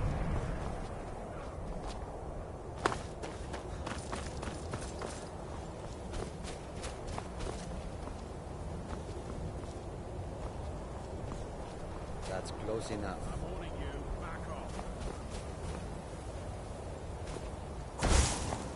That's close enough. I guess we should play F, marry, or kill, right?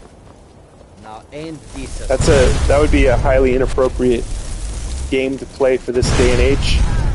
F, marry, kill, and I gotta pick like three chicks to ask you guys that question on.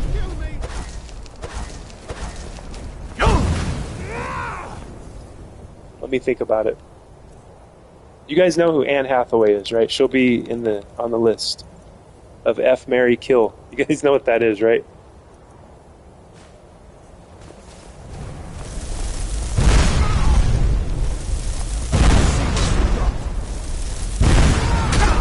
I'll be back 1 second. Wait, I want to play. Okay. I still got to think. I got to think of... Oh, I'm about to die. Let's get that potion in there.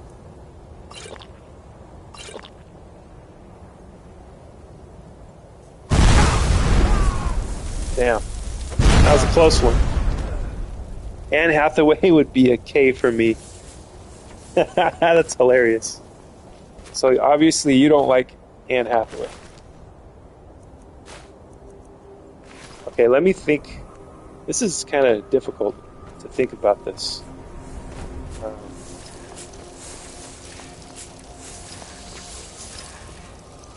My favorite Tom Cruise film is the one where he plays the bad guy in that Collateral. I love Collateral.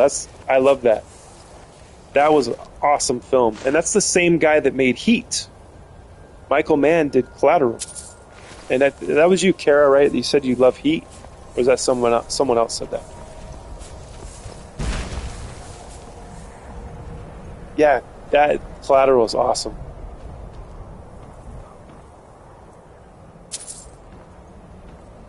Tom Cruise's greatest role is in Tropic Thunder. But you would hate that, Kara. Yeah, Tropic Thunder is amazing. It's crazy, like how many actors are in that. Just all these people that keep showing up. McConaughey's in that. Seth is back. I gotta think of two other chicks, two other babes. We'll keep it like Hollywood starlets. So we got Anne Hathaway. We could do... Let's see. Should I do it based on... Because Anne Hathaway's like 1,000 years old? Should they all be like vampire chicks? Skifira Prime, hello! How's it going? We're going to play F, marry, kill which is highly inappropriate. But I'm a degenerate, so that's why we're going to play it. Let's see. Anne Hathaway. I can't get Sydney Sweeney out of my mind, so Sydney Sweeney. What do you mean 1,000 years old? Excuse you? She's a vampire. Kindy, she's a vampire. She's been alive. She doesn't age, but she's been alive for like 1,000 years. Might be a modest assessment, a modest guess. Anne Hathaway, Sydney Sweeney. Let's see. And Meryl Streep. There we go. Anne Hathaway, Meryl Streep, and Sydney Sweeney. F, marry, kill. Which one would you ascribe?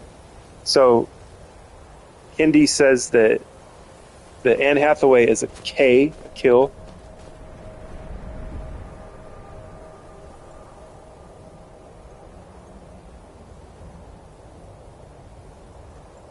Skafira, pretty good, just watching the stream while working. Hell yeah, nice.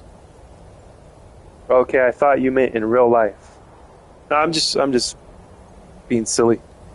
I have 4 brothers, so I was brought up watching kung fu films and The Matrix. Hell yeah. I have four brothers too, Kara. All older. What a coincidence. You guys both have 4 brothers? That's strange to me. This is a simulation. You guys were meant to find each other in my chat. Okay, Seth, did you hear the game? Okay, here we go. Anne is a Mary, Sydney an F, Meryl a kill. Nice. That's probably, I think that's going to be my list too. Seth, what Seth said is that's my order too.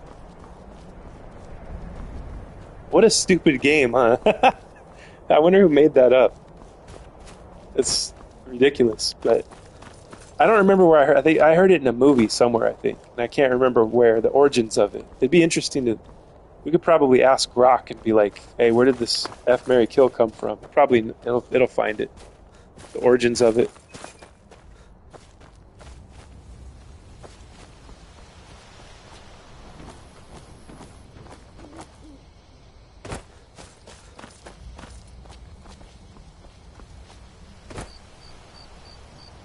Hey, Kara, if you don't like comedy, you know what? You might like Red Bar, because Red Bar, like, shits on comedians. Red Bar Radio? Well, he did. He's been missing now for several months.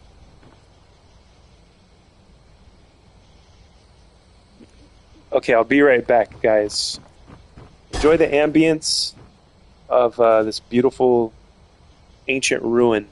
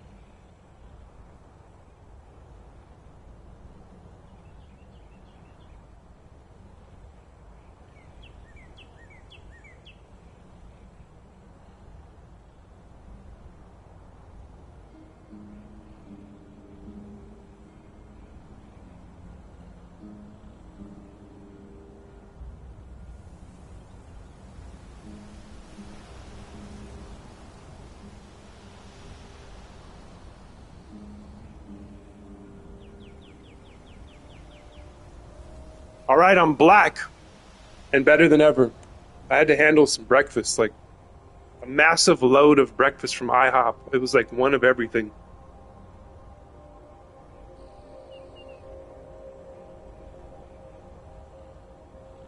Let's see, I just clicked something. I hope I didn't like erase or block one of you guys. I clicked and it always scares me to death. I'm trying to scroll through the messages and then it clicks on one of the names and it says like timeout or ban. I'm like, no!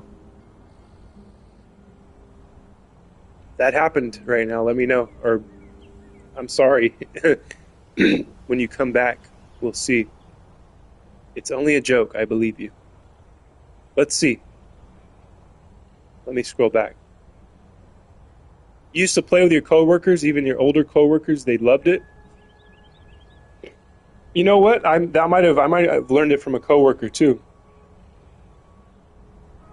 Didn't SNL have a fake game show like F, Marry, Kill? But it was Eat, Date, Marry or something. I don't remember that one. I know it would have been 90s, 2000s. Haven't watched it in 20 years. Too young. You're never too young, Seth. You can go watch the archives. Can't find it. Mandela effect. It was real, damn it.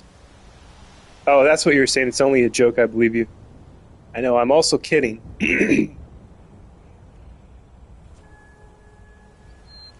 Yeah, I had to eat all this food. We got country potatoes here. We got hash browns, eggs, with cheese on them, sausage, biscuits, and gravy. And there might be something else coming out of the bag. Or maybe not.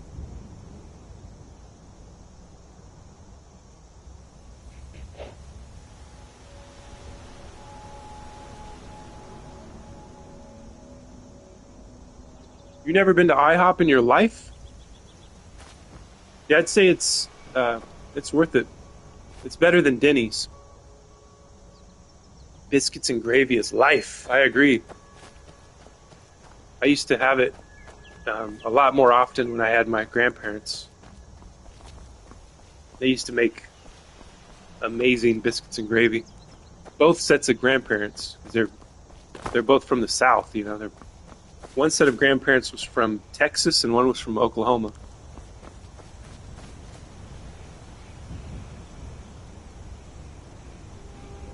There's a place here in, it's in Oildale, and it's like a gas station, and they make biscuits and gravy called Speedway Market. It's really good. They probably make the best in town, I think, that I've had.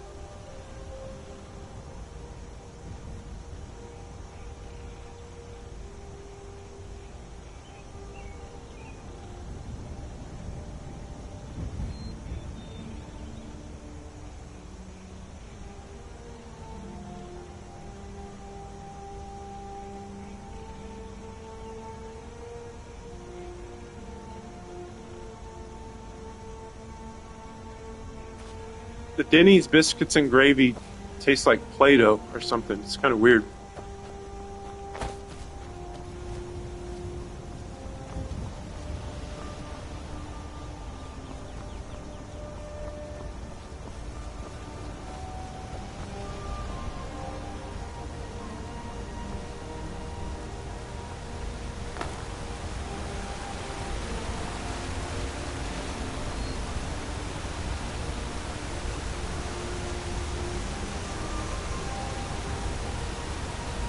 Biscuits and gravy is something I just now got into. My taste buds have changed. I hate breakfast food.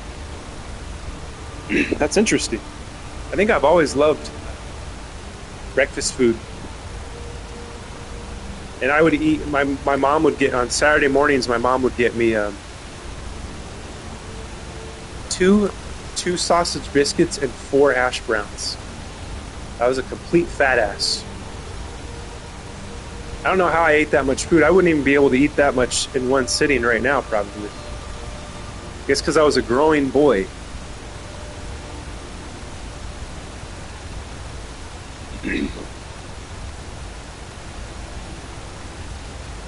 catch these fish. There we go. Salmon roe added. Have you ever eaten Play-Doh?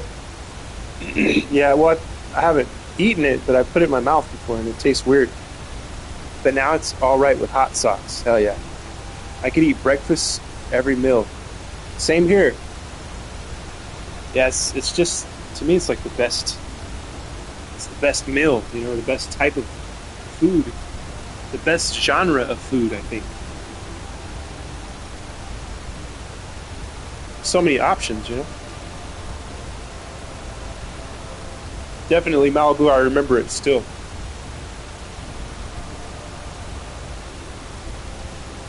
Yeah, you don't want your biscuits and gravy tasting like Play-Doh.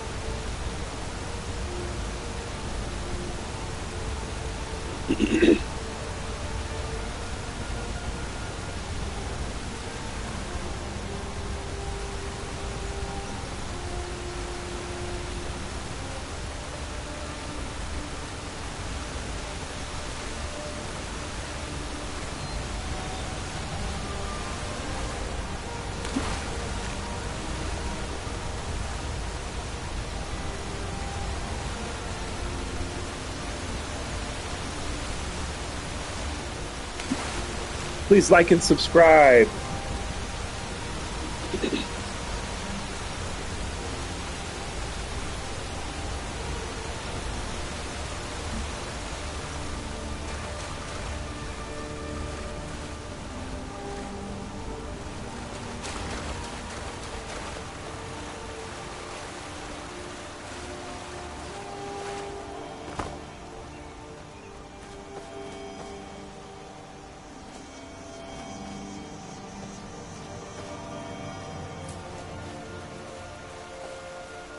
I know what I could do.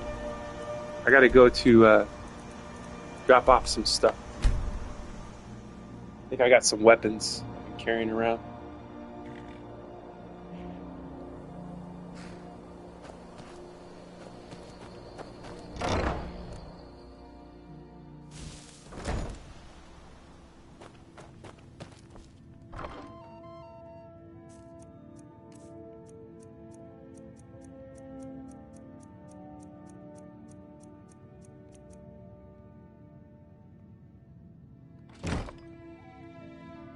But first I'm gonna enchant the weapons.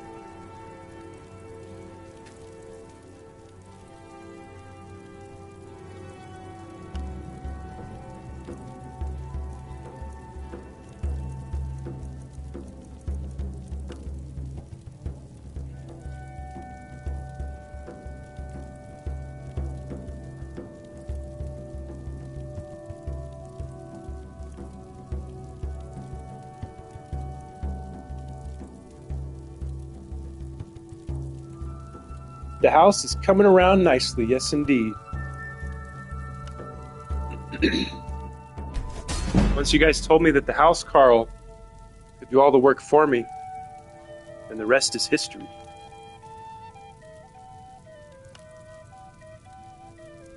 Oh, we got some Eastern snake charmer music going on. Hell yeah.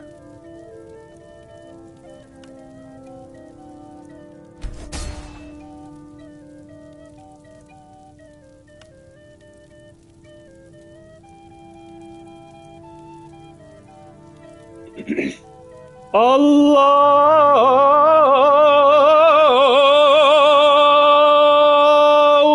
This next Akbar.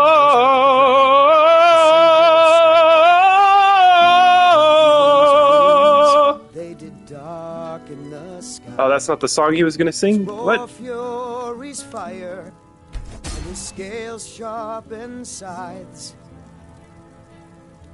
Wait, was that all the weapons? Ran and they cowered, and they fought and they died. They burned and they bled. Boom! And then you hear the explosion. Huh? Cries. That's scary.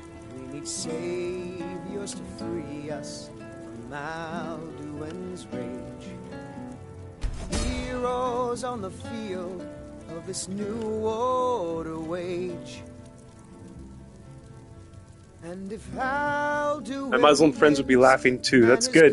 From this world, And they got a good sense of humor. lost in the shadow of the black wings unfurled.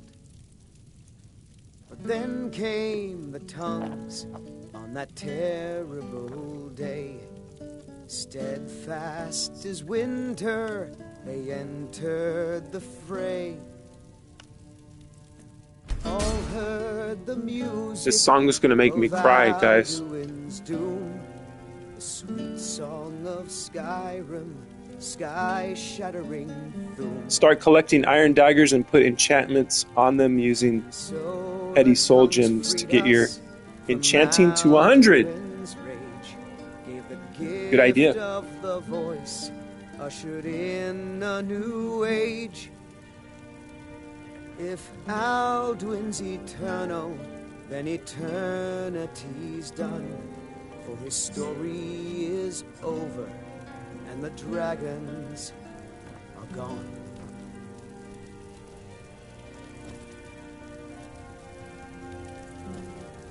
Oh, look, check it out. I didn't know I had this mannequin here. Iron dagger or leather greaves are both good choices. Okay, let's see. I built a... Oh. Did I give this guy the proper armor here?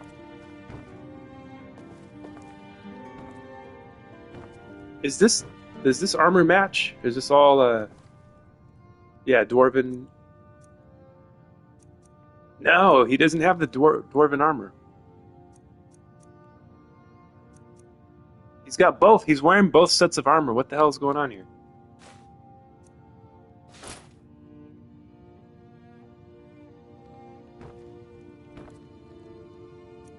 I don't get this. I have to take it and then reactivate it. Let's see if that works.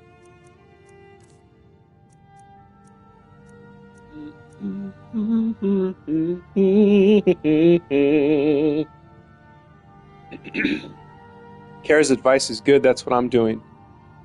Make the daggers yourself to level up smithing. Hell yeah. I'm gonna try to do that. Okay, now we're good. Now he's got the right. I could have sworn last time I did this, he had the right matching armor. I don't know what's going on here. I guess because I didn't take the glass armor first.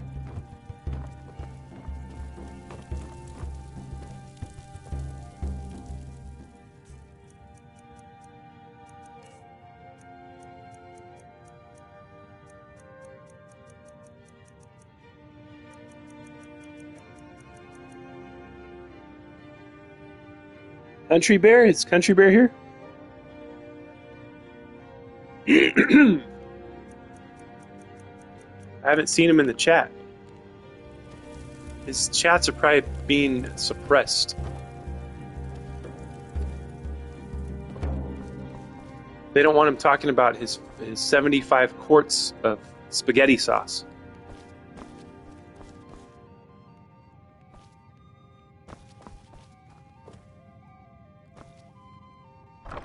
Let's see, I don't want to put this glass armor on there. I don't want to look at that. It looks too much like the dwarf one.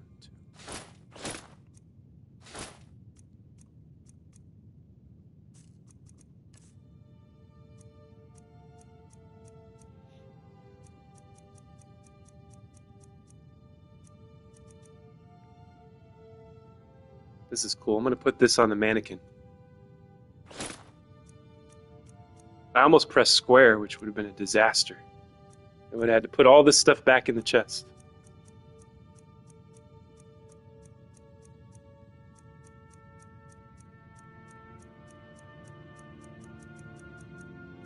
I got some daggers.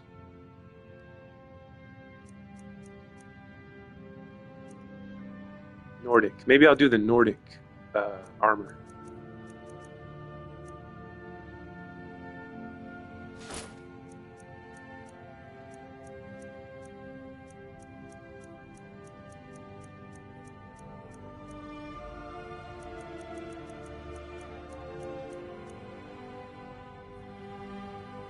Yes, where it would have been insane. It would have been like 1,000 weight or something like that.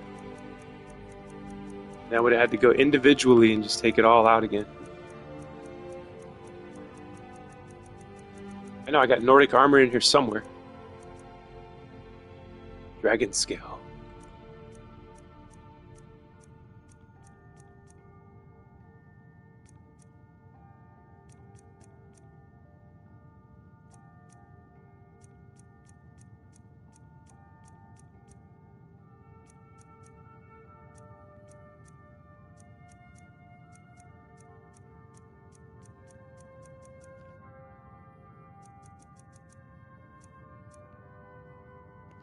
I guess I don't have it.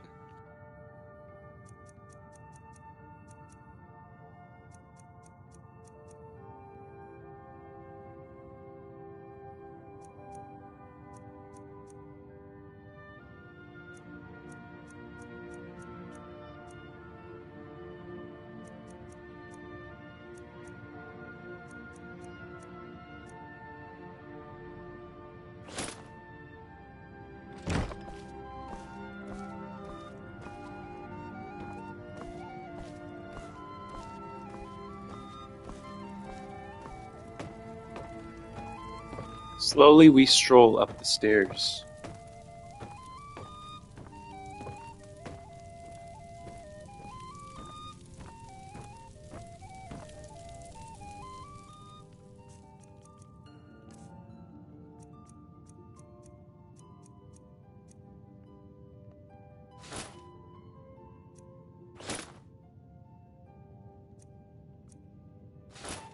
He's gonna have a bunch of mismatched armor for now.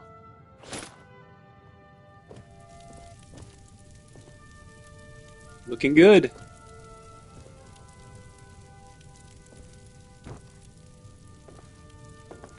This next song goes out to the Dragonborn, the savior of Skyrim. Alduin's wings, they did darken the sky. His roar fury's fire, and his scales sharpened scythes. Men ran and they cowered, and they fought and they died. They burned and they bled as they issued their cries. We need saviors to free us from Alduin's rage. Heroes on the field of this new order wage. Trying to dance to it doesn't. It's not a very flattering dance. Man is gone from this world, lost in the shadow. Have you tried a staff enchanting table yet? That mage that lives in that big toadstool mushroom has one. A staff enchanting table? I didn't even know you could do that. They entered the fray. Person had one of the Daedric artifacts you have. Music of Alduin's doom. Say what? Sweet song of Skyrim, sky-shattering doom. And so the tongues freed us from Alduin's rage, gave the gift of the voice, ushered in a new age. If Alduin's eternal, then eternity's done. For his story. Can I have one of those in my house? Staff enchanting table? Are gone.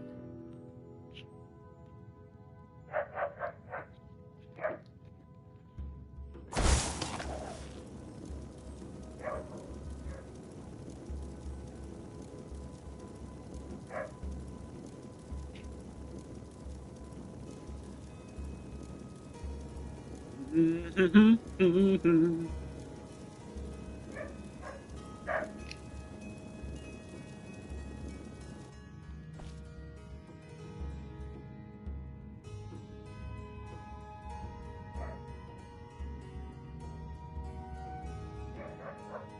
an NPC had a single artifact you had, you must realize how beast you are. Hell yeah. Oh, there once was a hero named Ragnar the Red who came riding to Whiterun from old Rorik's stead. There's one in Mirrorwatch. And the braggart did swagger and brand. Is Mirrorwatch in Skyrim or is it in the Soulside? I think Country Bear was talking about that yesterday with the heart ore we saw. Ah, okay. He met the shield maiden Matilda who said,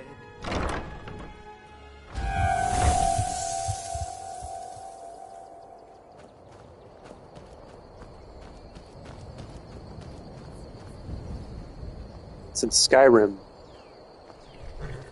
May the fourth be with us, Malibu. Malibu's hosting button is broken. It just keeps saying the same thing. I don't think he has Mirrorwatch in his version of Skyrim. Oh no! I'm missing a location? Where would it be on the map?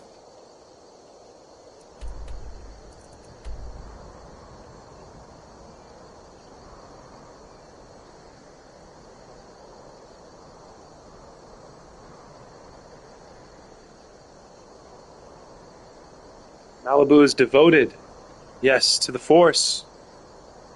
Oh, maybe not. It's in the Anniversary Edition.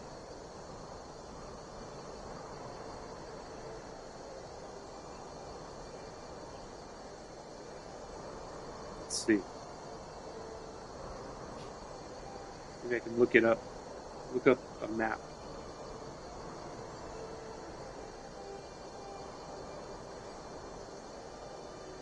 It says Skyrim Creation Club.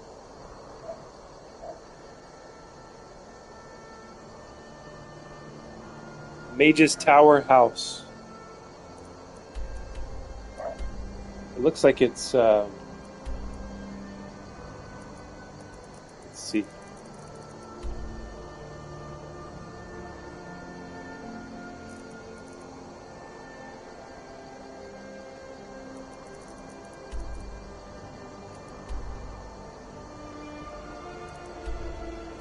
I think it's around this area right here. It's like around here, so it would have came up on the map when I was over here, I think. I could go look for it though, just in case.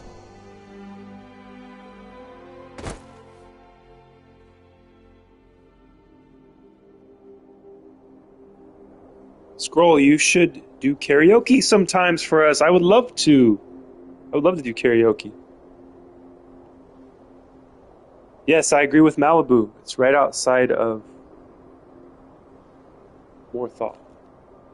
It's like, on the map I was looking at, it looks like it's right about here. I might do a karaoke live stream, who knows? I might do that once I've discovered everything in Skyrim. You guys might have to hang out with me and do karaoke, but it sucks because the songs trigger the copyright, you know?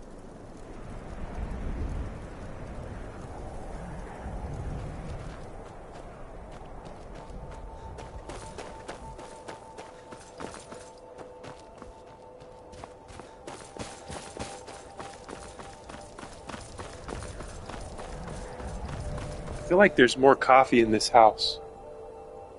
I think I can see the pot from here. It's so far away, my coffee pot gets further. I've told you guys before, my house expands. It's some kind of like cosmic anomaly. The house that I live in expands and it gets bigger over time. So my fucking coffee pot is like 100 paces away now. Tomorrow it'll be like 150.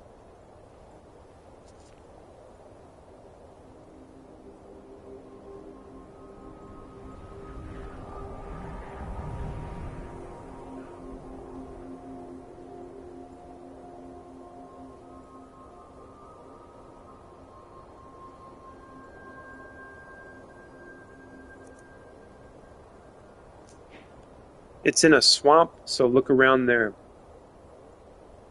Sounds like the guy that is talking about his trees moving. Is there a guy that talks about his trees moving? I believe him. Because I live in a house that expands. The distance gets further every day. So there's like a swamp around here? Is it over here? This looks like there's water over here. Could be over there.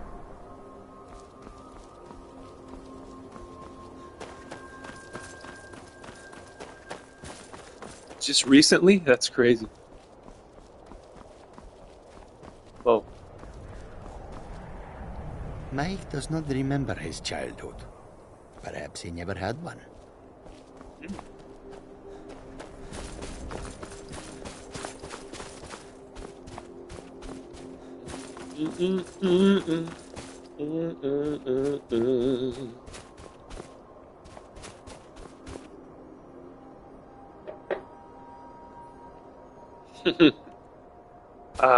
Mike, sick of your shit.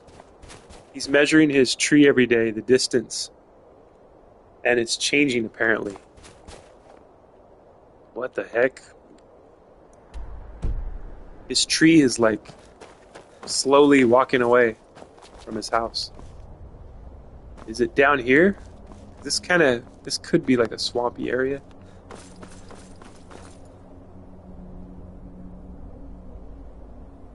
His tree, his quote-unquote tree.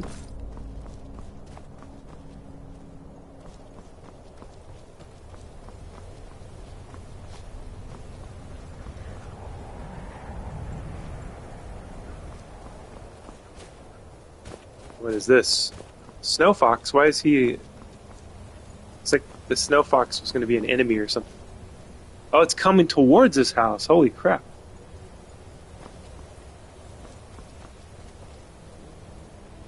It's hilarious.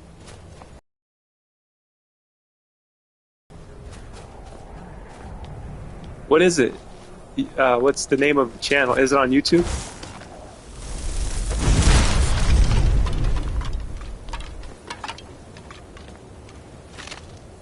I love the sound of bones clinking down the steps. Stone.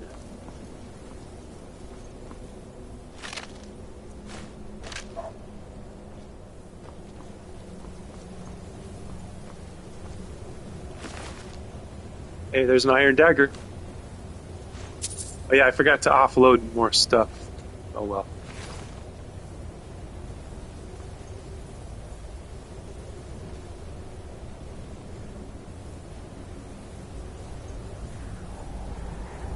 There's iron daggers all over the place.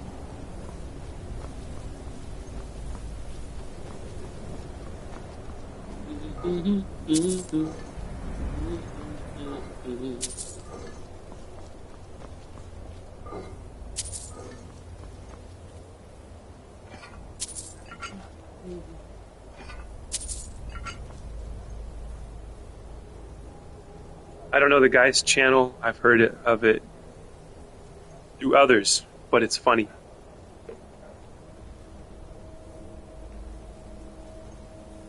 I'm gonna look it up right now. Let's see.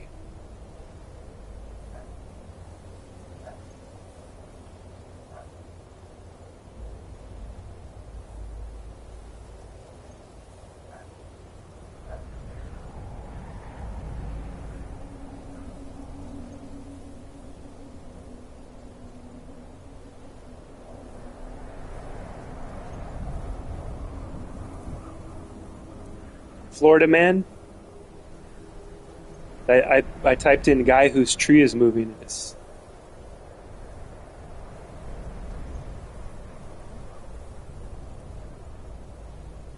see.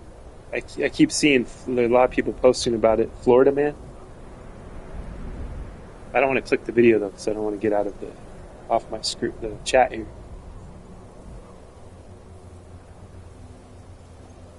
Head got a small beard and glasses. Yeah, Florida. I'll have to watch that. Glad I can't watch it on the stream. That'd be cool. I can watch videos and then talk about them with you guys.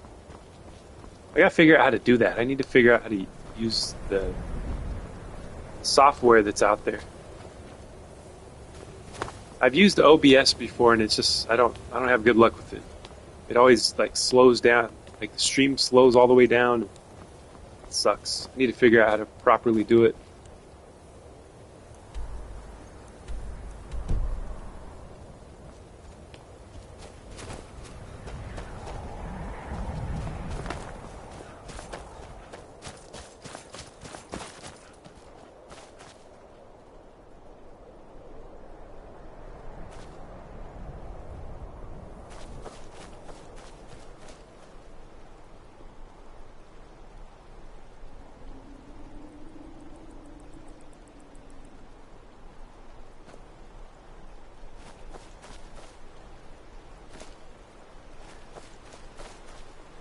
Yeah, streaming can be a aggravating thing. Crashing, stream crashing, and sometimes it just signs me out. It says your broadcast has stopped. This must be the area. This kind of feels like a swamp.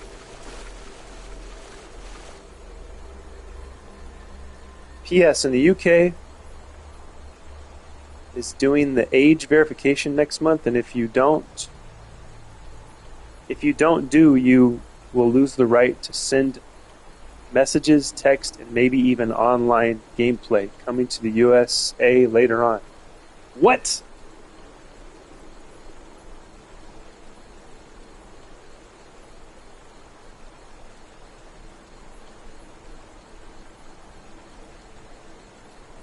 Age verification. See, what do? You put your ID in there or something? Take a picture of your driver's license? I also heard in the UK people after 2009 can't buy cigarettes. New law. What? Oh, born after 2009?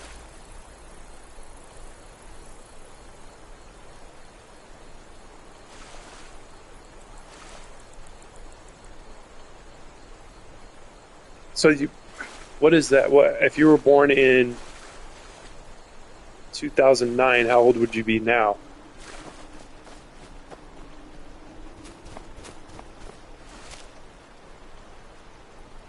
You'd be what, 17? Right? Is my math right on that? 17? So you got to be 18 to get cigarettes.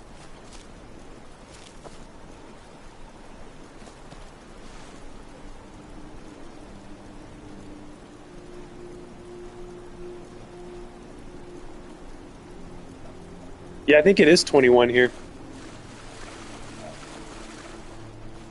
Is it different laws for different states, or is it 21 like all over the United States? I remember when it used to be 18 here, and then they bumped it up to 21.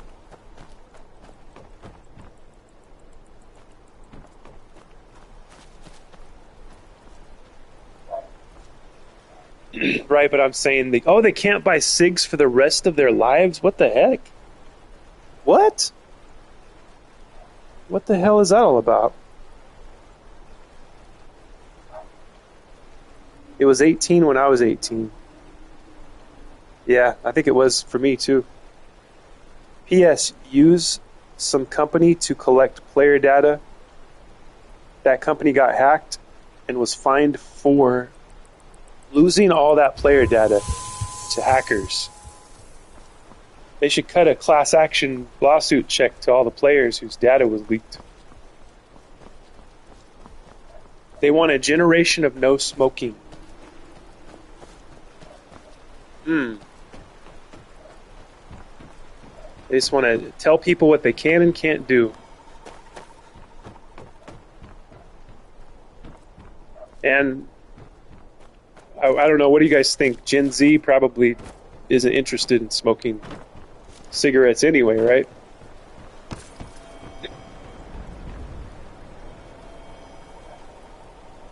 It was 18 for me, but then it changed, luckily, when I turned 21. Oh, that's weird. Do we have any smokers here? Any smokers in the chat? of anything? Any cigarette smokers? Is that I only smoke. I usually only smoke cigarettes when I go riding. Go to motorcycle rides with my friends. My little brother had to buy smokes from me after that because he was a year younger. If you're old enough to fight a war based on lies, you should be able to smoke and drink while doing so. Yes, indeed, I agree. They vape instead, yeah. The generation of vapors. You're the new member of the I vape now, smoke rarely. Seth, I think you're considered a Gen Z, right? Or are you like one of the last millennials? I'm one of the first millennials, based on when I was born. I think they call me a zillennial, because I'm like the end of Gen X and the beginning of millennial. Kendi is completely right. Yes, I agree with that too. Old enough to go die, but not old enough to smoke. And I know old guys that smoke their entire lives since they were little kids. Like my grandpa was 8 years old when he started smoking. And I don't think he ever had any lung issues or anything. But he stopped.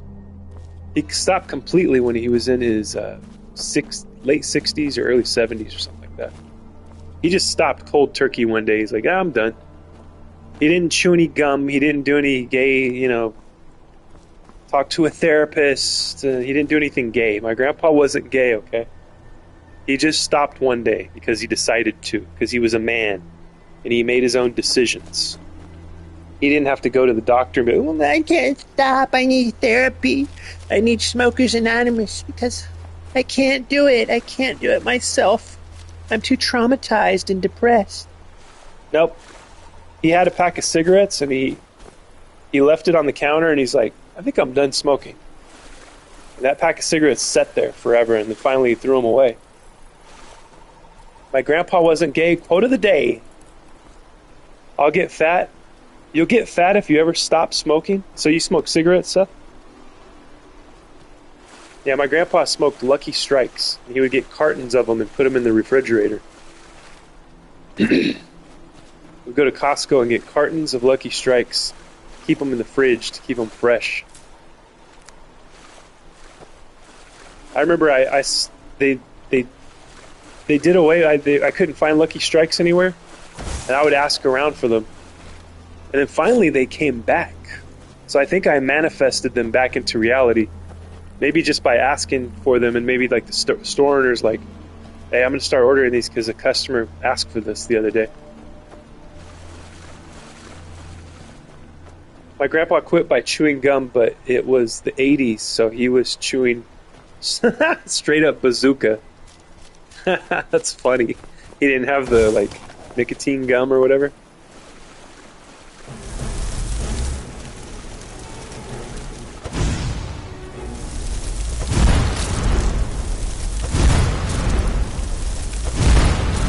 Yeah, I think all those things are funny. The nicotine gum's pretty funny.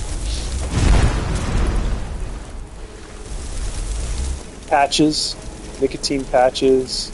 There's the pouches now. I'll tell you guys. Oh no, I died. When was the last time I saved it? Oh, Jesus. Sounds like he had good willpower to just give up like that. Yeah, he was just a tough guy. Hard-working, tough dude, my grandpa. And probably yours, too. People just get addicted to the chemicals. It's the habit itself. Yeah, that's what it was, the hand oral fixation. I'll pick up chips, probably. Yeah, me too. People don't just, that's what my grandpa said. He realized that too. He would be like, I just needed to do something with my hands. Just the act of pulling the lighter out, getting the cigarette out, and you're doing something, and then it's like an excuse to go outside or socialize, But I just I'll go like months without smoking and then go on a motorcycle ride and buy a pack of cigarettes.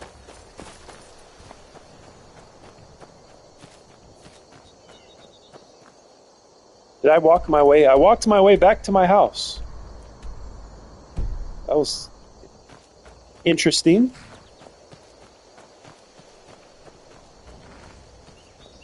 Can I milk this bull? Are you supposed to milk a bull? Probably not.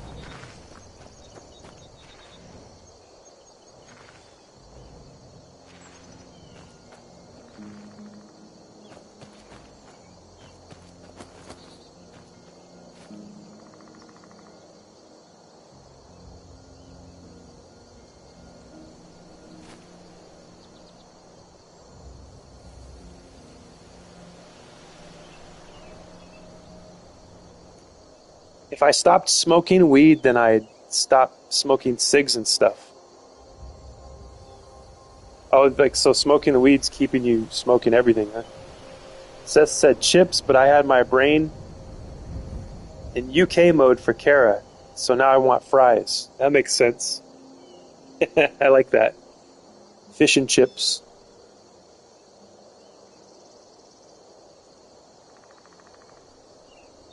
We are thinking of something completely different.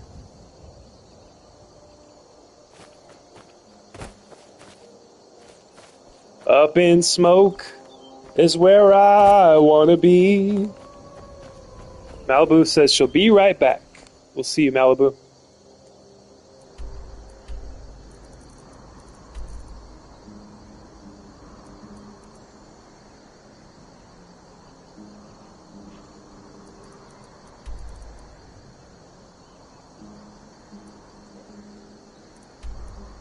When I'm high, the world below don't bother me. I don't like the term garden for a yard. Lawn. You don't like the term lawn, or you don't like the term garden? Do certain words, is it like the word makes you cringe, or what is it?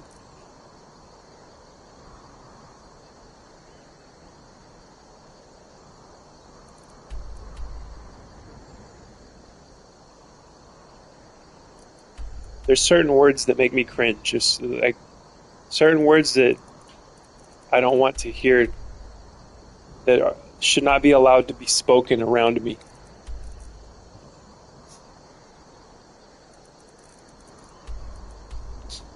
Garden is for crops, lol. Not your lawn. Yes. But you have like a flower bed, right? Not a flower garden. Gets confusing because here the garden is a specific part of the yard. Oh, really?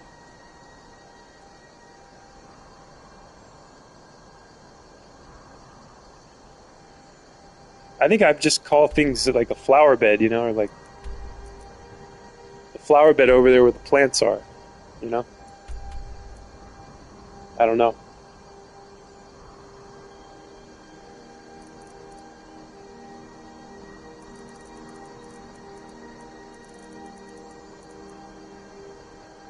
Let's see, where am I going to land? Where will the cursor land? Someone was creeping in my garden. I imagine some weirdo literally tromping in the flowers. Creeping in my garden. What's that? Is that from a song? Oh, I know what I can. This is what I've been wanting to do. I've been trying to remember what I wanted to do. It's this.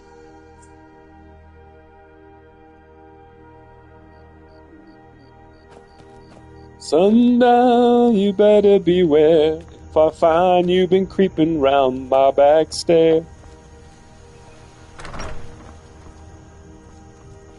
What is this? No, you just if you have a stranger in your yard, yes. Too much true crime. Well, there's too much crime happening.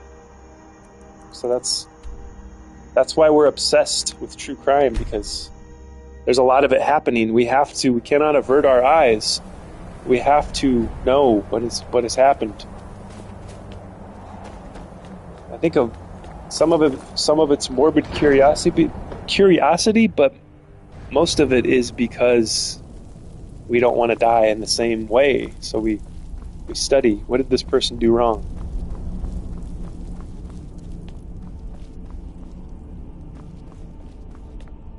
Kendi, have you seen True Detective Season 1?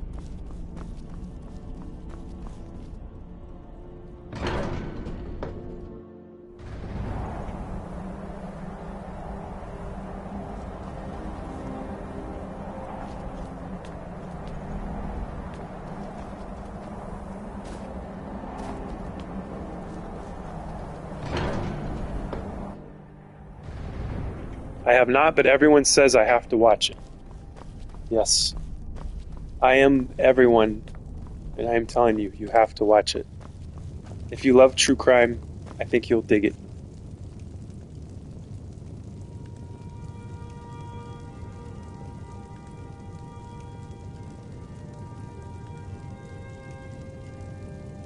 But yeah, it's a fictional show, but it's not based on a true story.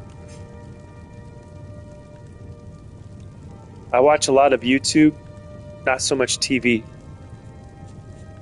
Yeah, it's a HBO Max show. It's a slow burn, like film noir type of thing. There's some occult elements in it. I won't tell you too much if you ever decide to watch it. But it's awesome. Matthew McConaughey, Woody Harrelson. Two of my favorite actors.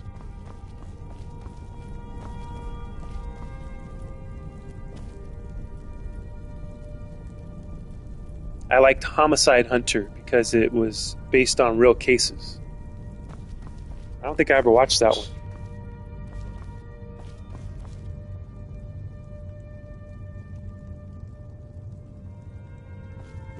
Are you talking about Mindhunter? The one on Netflix?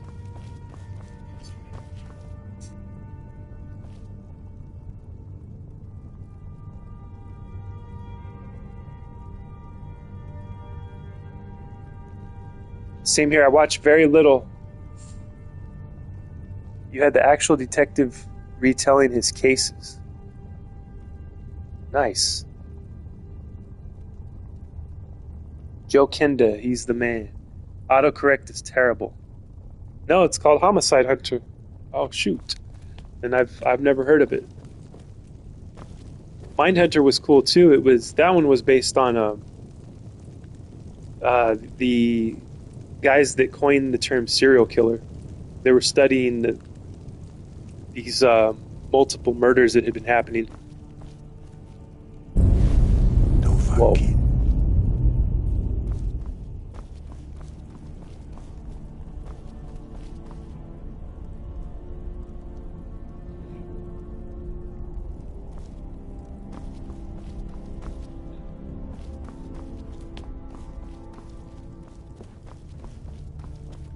Alright, where's the guy that I gotta talk to? He's in here somewhere. Don't forget.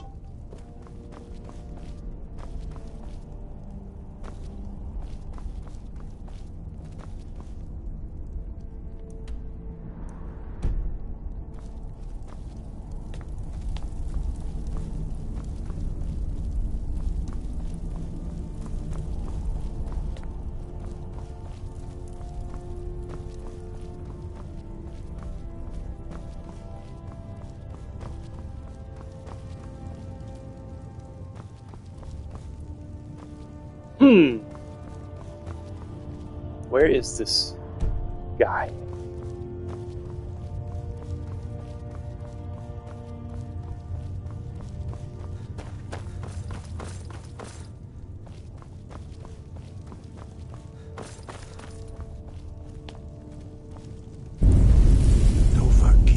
Every time I talk to him, the ground rumbles.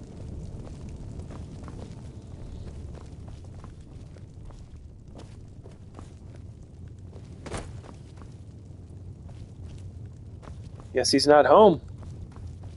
Unless he's out in the snow.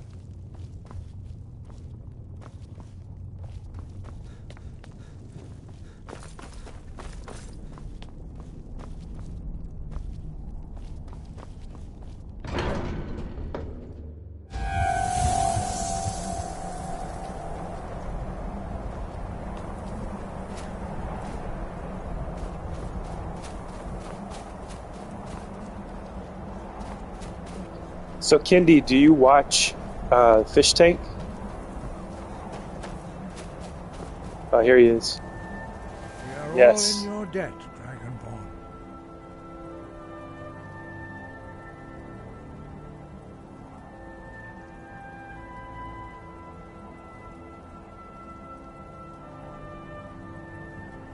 We have felt the whisper Here we go. of a word. You don't watch it?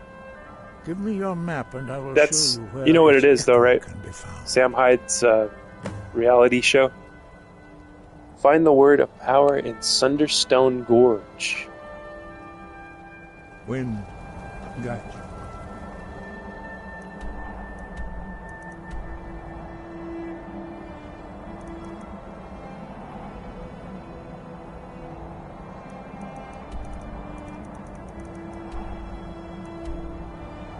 Oh, you just looked it up?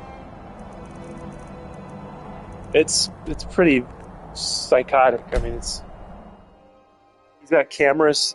He has these contestants go into a house and live together, and they can't go outside. I don't think they can go outside.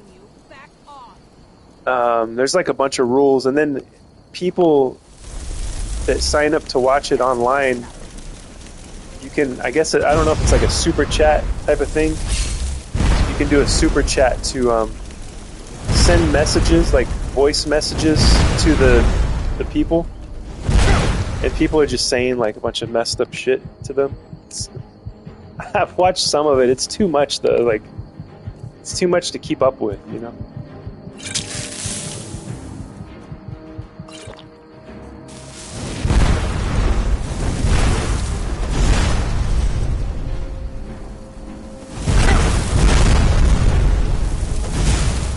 Jeez. I'm not equipped to fight this person.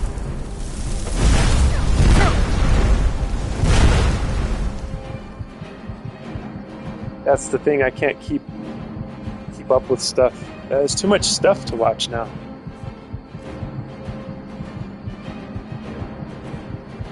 Gotta switch this up here to maybe to ice, because I don't think the fire is doing anything to this guy, this mage.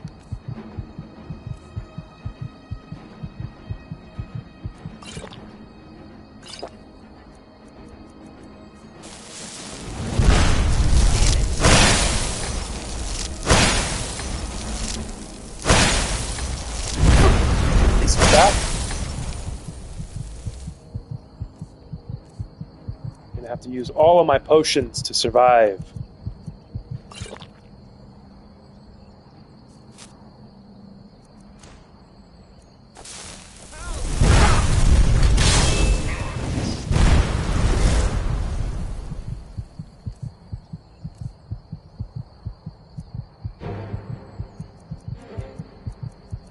Do I not have any health?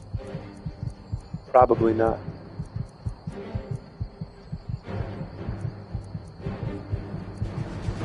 Here we go. Eat some cheese. Yeah, I always forget about food. Let's see if I have. I think I picked up some cheese too. Oh yeah, I got some baked potatoes. Hell yeah. Where's my energy? Oh, my energy's up.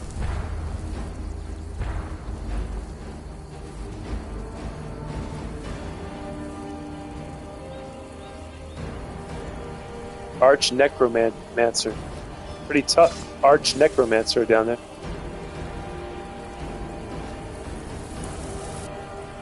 She's got all the powers. You need to be drinking blood more often. Yes.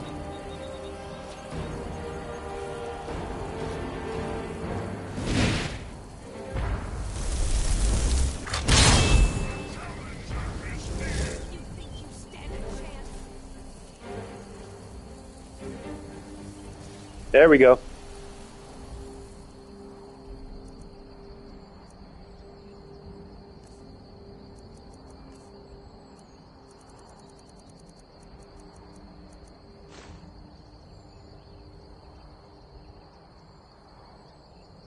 Yes, being a vampire is very problematic because of the sun.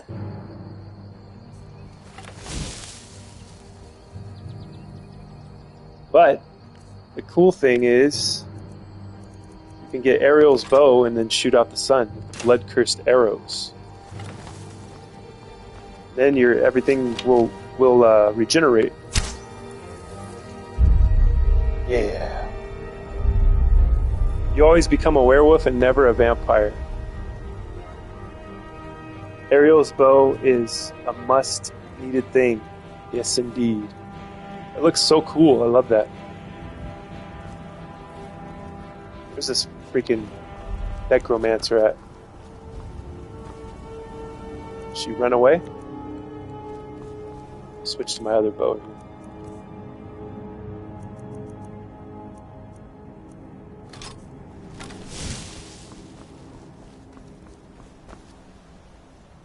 Werewolf is best. I didn't get to experience the werewolf. I feel like I became a werewolf with the companions, but I don't think I ever used it. Or did I? I don't remember. Let me save these arrows. These other ones.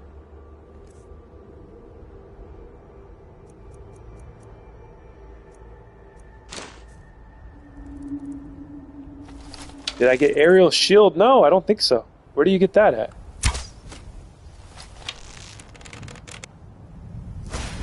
Uh-oh. Damn. Oh, that's an inconvenient place for that ice spike. Ouch.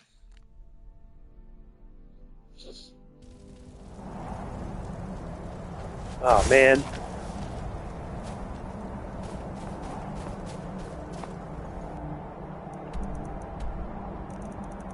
Okay, back to this one character that I can't beat. This one necromancer.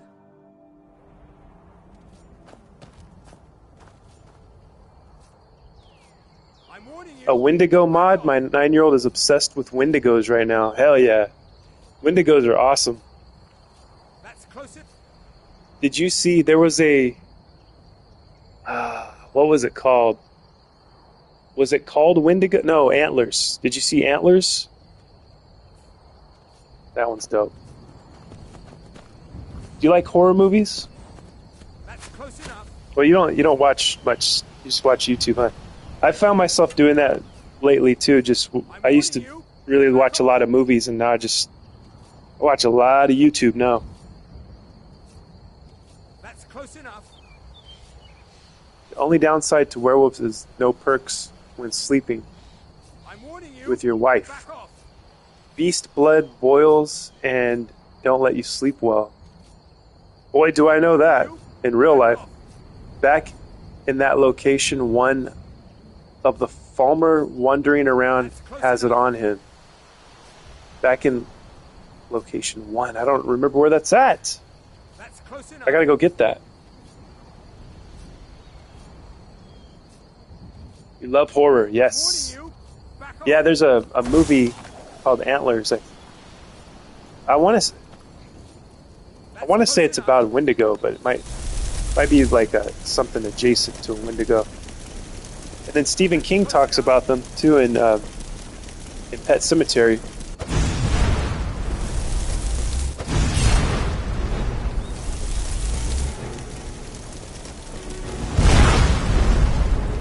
Damn.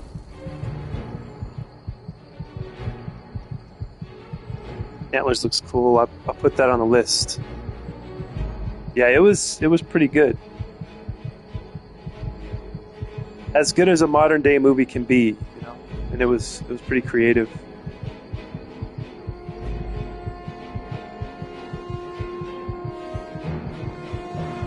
I'm looking it up right now so I can remember the actors. Kerry Russell, Jesse Plemons when he was still fat, which I love fat Jesse Plemons. Graham Greene, he's a great actor. Rory Cochrane is in it. He's great. He's in Dazed and Confused, and all kinds of movies.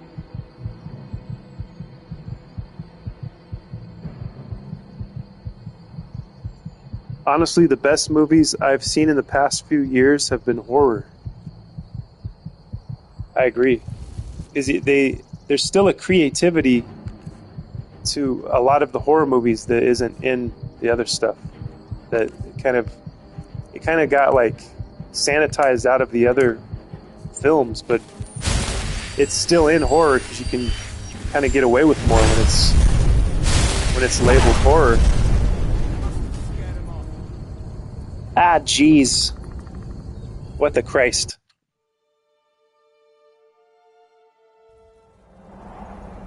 I gotta get there and then save it.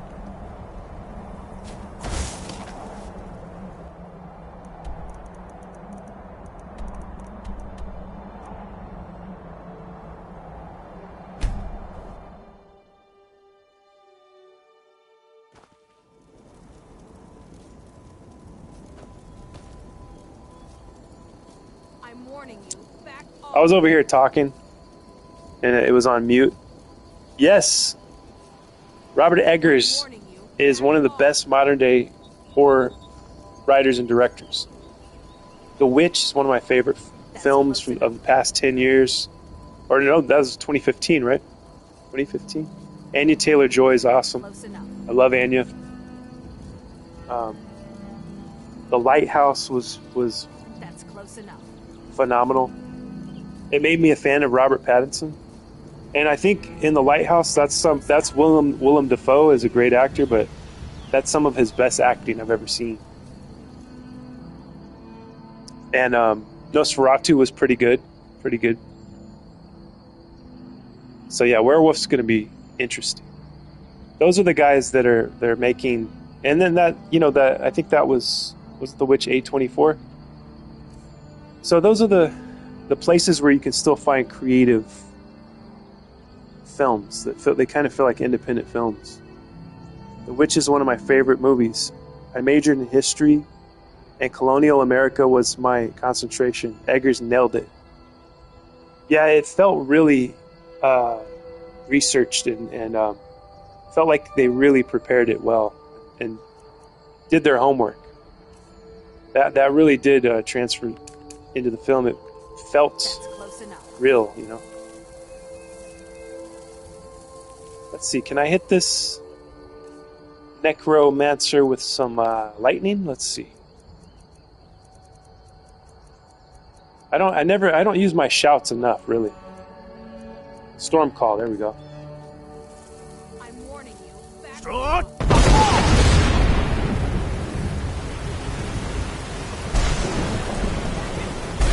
Oh, the lightning hit. It's working! Man, she's too fast. I feel like I'm playing GTA now. I gotta move side to side all fast.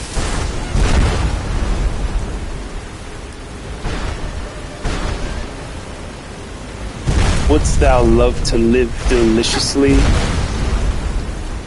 Yes, please.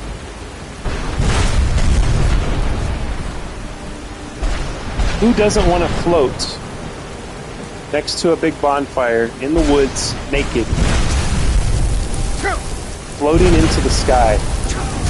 God dang it. And I forgot to save it. Probably too. Do you like the taste of butter? Yeah, that was insane. Yeah, I know you can't really see the guy, but it's like it kind of seems like Johnny Depp is the guy walking behind her. It's like somebody that dresses like Johnny Depp, so he looks cool, Oh yeah, and the Northman. That was the other one. I forgot about the Northman. I just remembered because I was trying to think. Anya's in another Robert Eggers film, and then Ari Aster. I really liked Hereditary, Midsommar. Beau is Afraid, not so much. there was parts of it that were really good, and then Eddington, I really liked Eddington. And then I had to rethink. I'm like, I thought Hereditary's his best film, but now I'm like, Eddington might be his best film. He really did good on the look of the composition of it, what he shot, you know. Cinematography, is that what you call it? That scene was amazing, yes.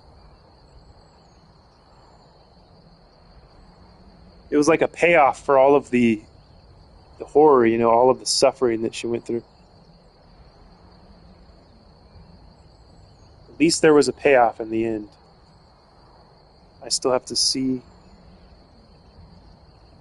that one. Eddington? Yeah, it's really good. I don't think it you know, nobody really made a big deal about it, I don't think.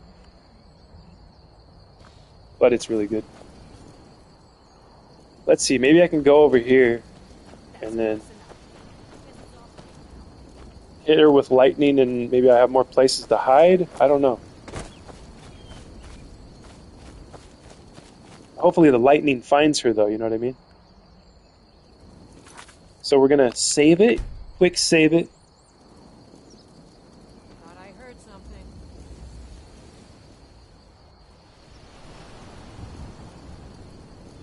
I miss those times. I miss the movies of like the mid to late, what would it be, mid 2010s? Like when those A24 films were first coming out, they were pretty exciting. They still are. And we'll see how Mother Mary is. Maybe that'll bring back the feeling, you know, like the witchy type of feeling. I watched Nosferatu High. Felt like a nightmare, but an enjoyable one.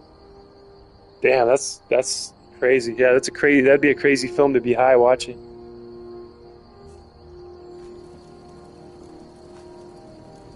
Start!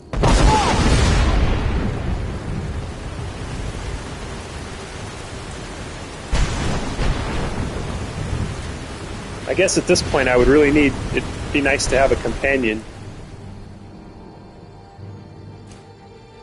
I should go get Serana, maybe we can fight this necromancer together.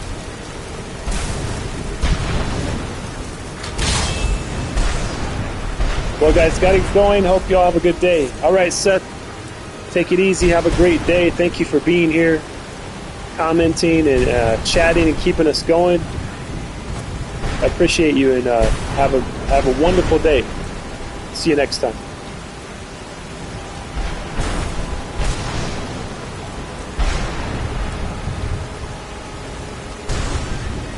All right, I think the lightning's doing its job. There it is. I think she's gone. Jesus, took a full storm, and then the demon guy with the big sword. Where'd she go? Probably turned into a pile of ash. See you next time. The original black and white version of Nosferatu. That's not the remake, Kara. It's the remake that Robert Edgers did last. Was it last year or was it 2 years ago at this point? I think it was last year. Lily Rose Depp is in it. Ooh, I love her too. She's awesome. And she's a good actor, just like her dad.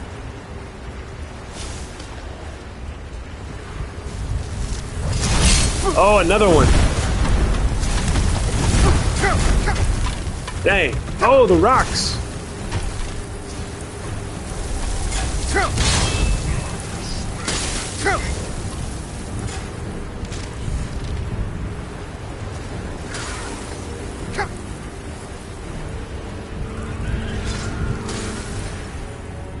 Sometimes I like to just stand and watch.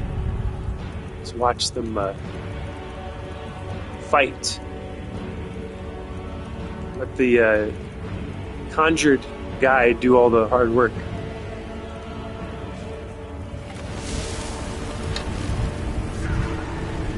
But I could also add some arrows. No, didn't need to.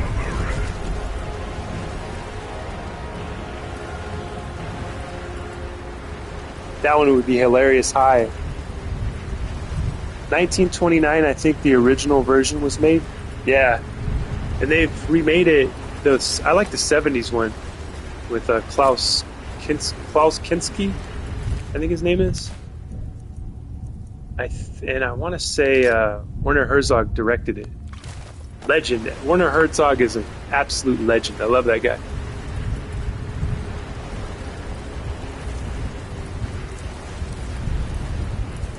That 70s one's dope.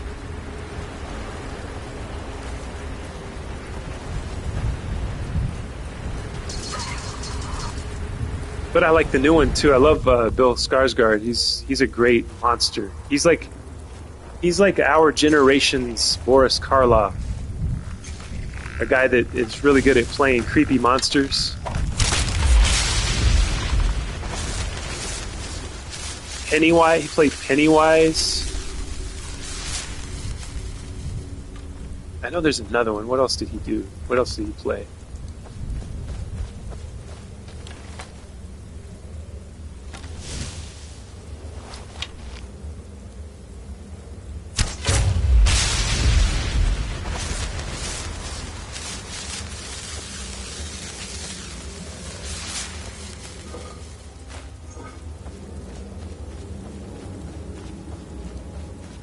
Looks like we got some oil on the ground here.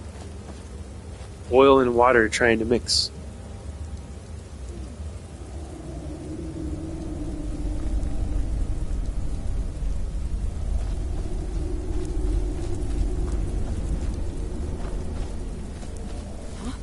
Yeah, Nosferatu. Oh my god, I'm gonna die! Run! Nosferatu is like the monster, or the character, the monster is way scarier than Dracula, right? Even though is Nosferatu the same as Dracula? Nosferatu looks way creepier, you know?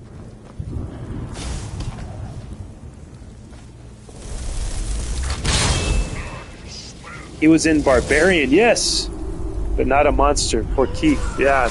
Man, I absolutely love Barbarian. What a great film. And then the same director of that did Weapons recently, and that was pretty good too. Barbarian's really, man, I feel like I wanted more. I want more Barbarian, you know? Like I want a Barbarian series with the same people in it and director and everything.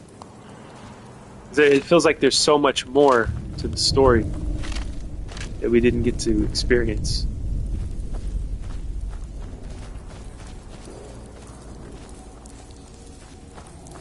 I think they're making a movie about Aunt Gladys. Hell yeah. I'm looking forward to that.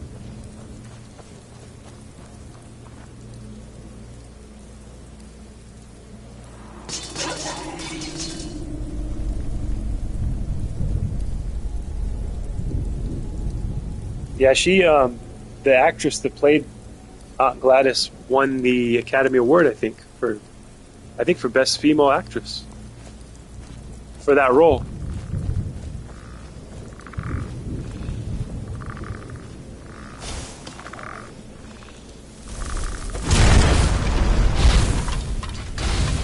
Oh no. Ooh. Alright, if I don't have there we go.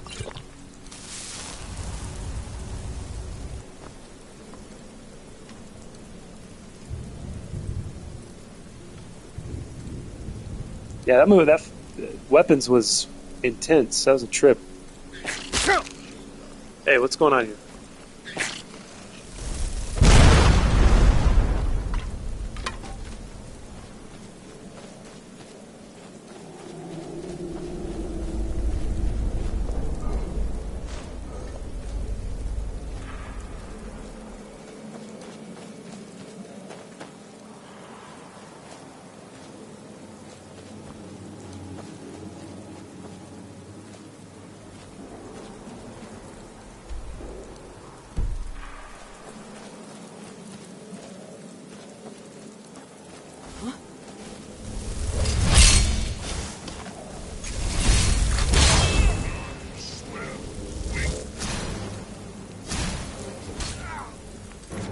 Hopefully I don't quick save it right when a fireball hits me and then it just I keep spawning in and dying over and over and over again.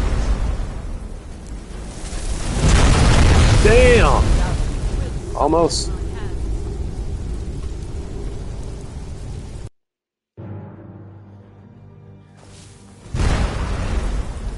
Okay, I'm gonna have to go hide somewhere. Or not.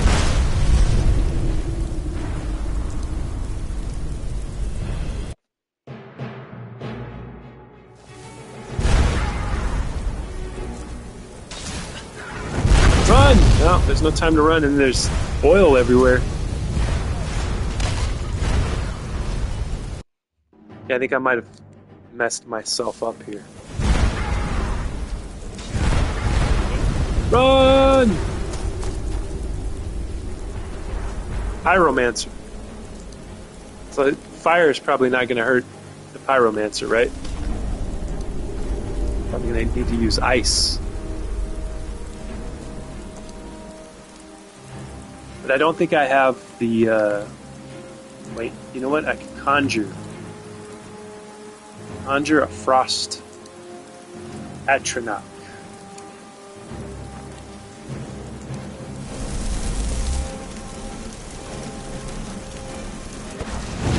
Oh, double fireball.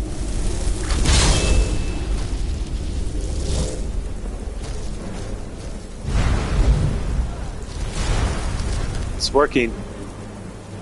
Energy's going down.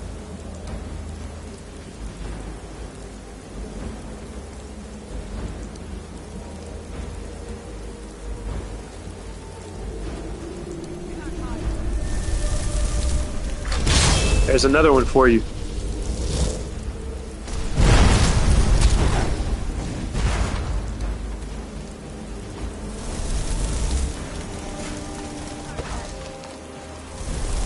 Got a fire wizard and a pyromancer.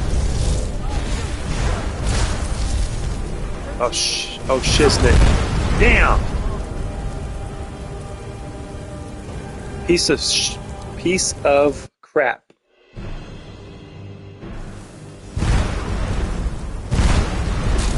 I forgot to run.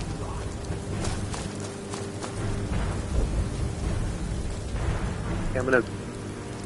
Conjuration is going to be what works. So I think this guy was doing pretty good. But what about a golden saint?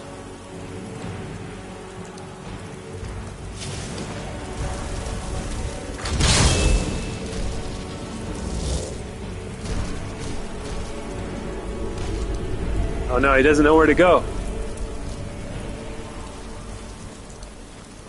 Over there, you big dummy. Oh my god. This gets destroyed right away. First time he did pretty good. I conjure like a million of them. Conjure an army of frost atronachs.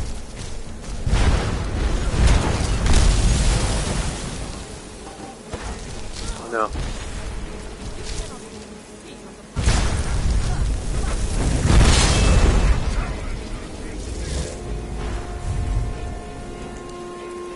Whoa, there we go. Significant damage.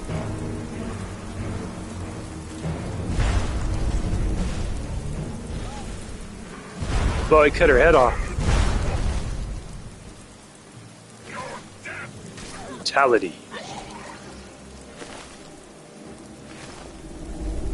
Oh no!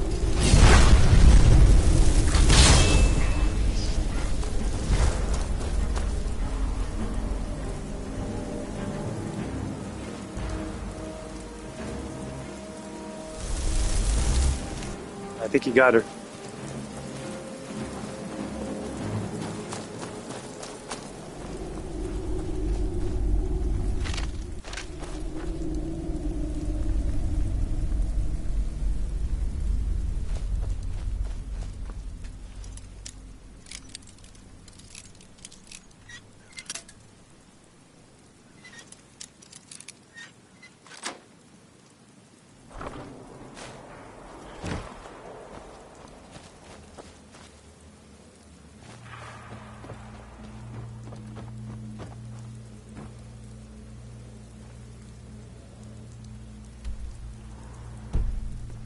Okay.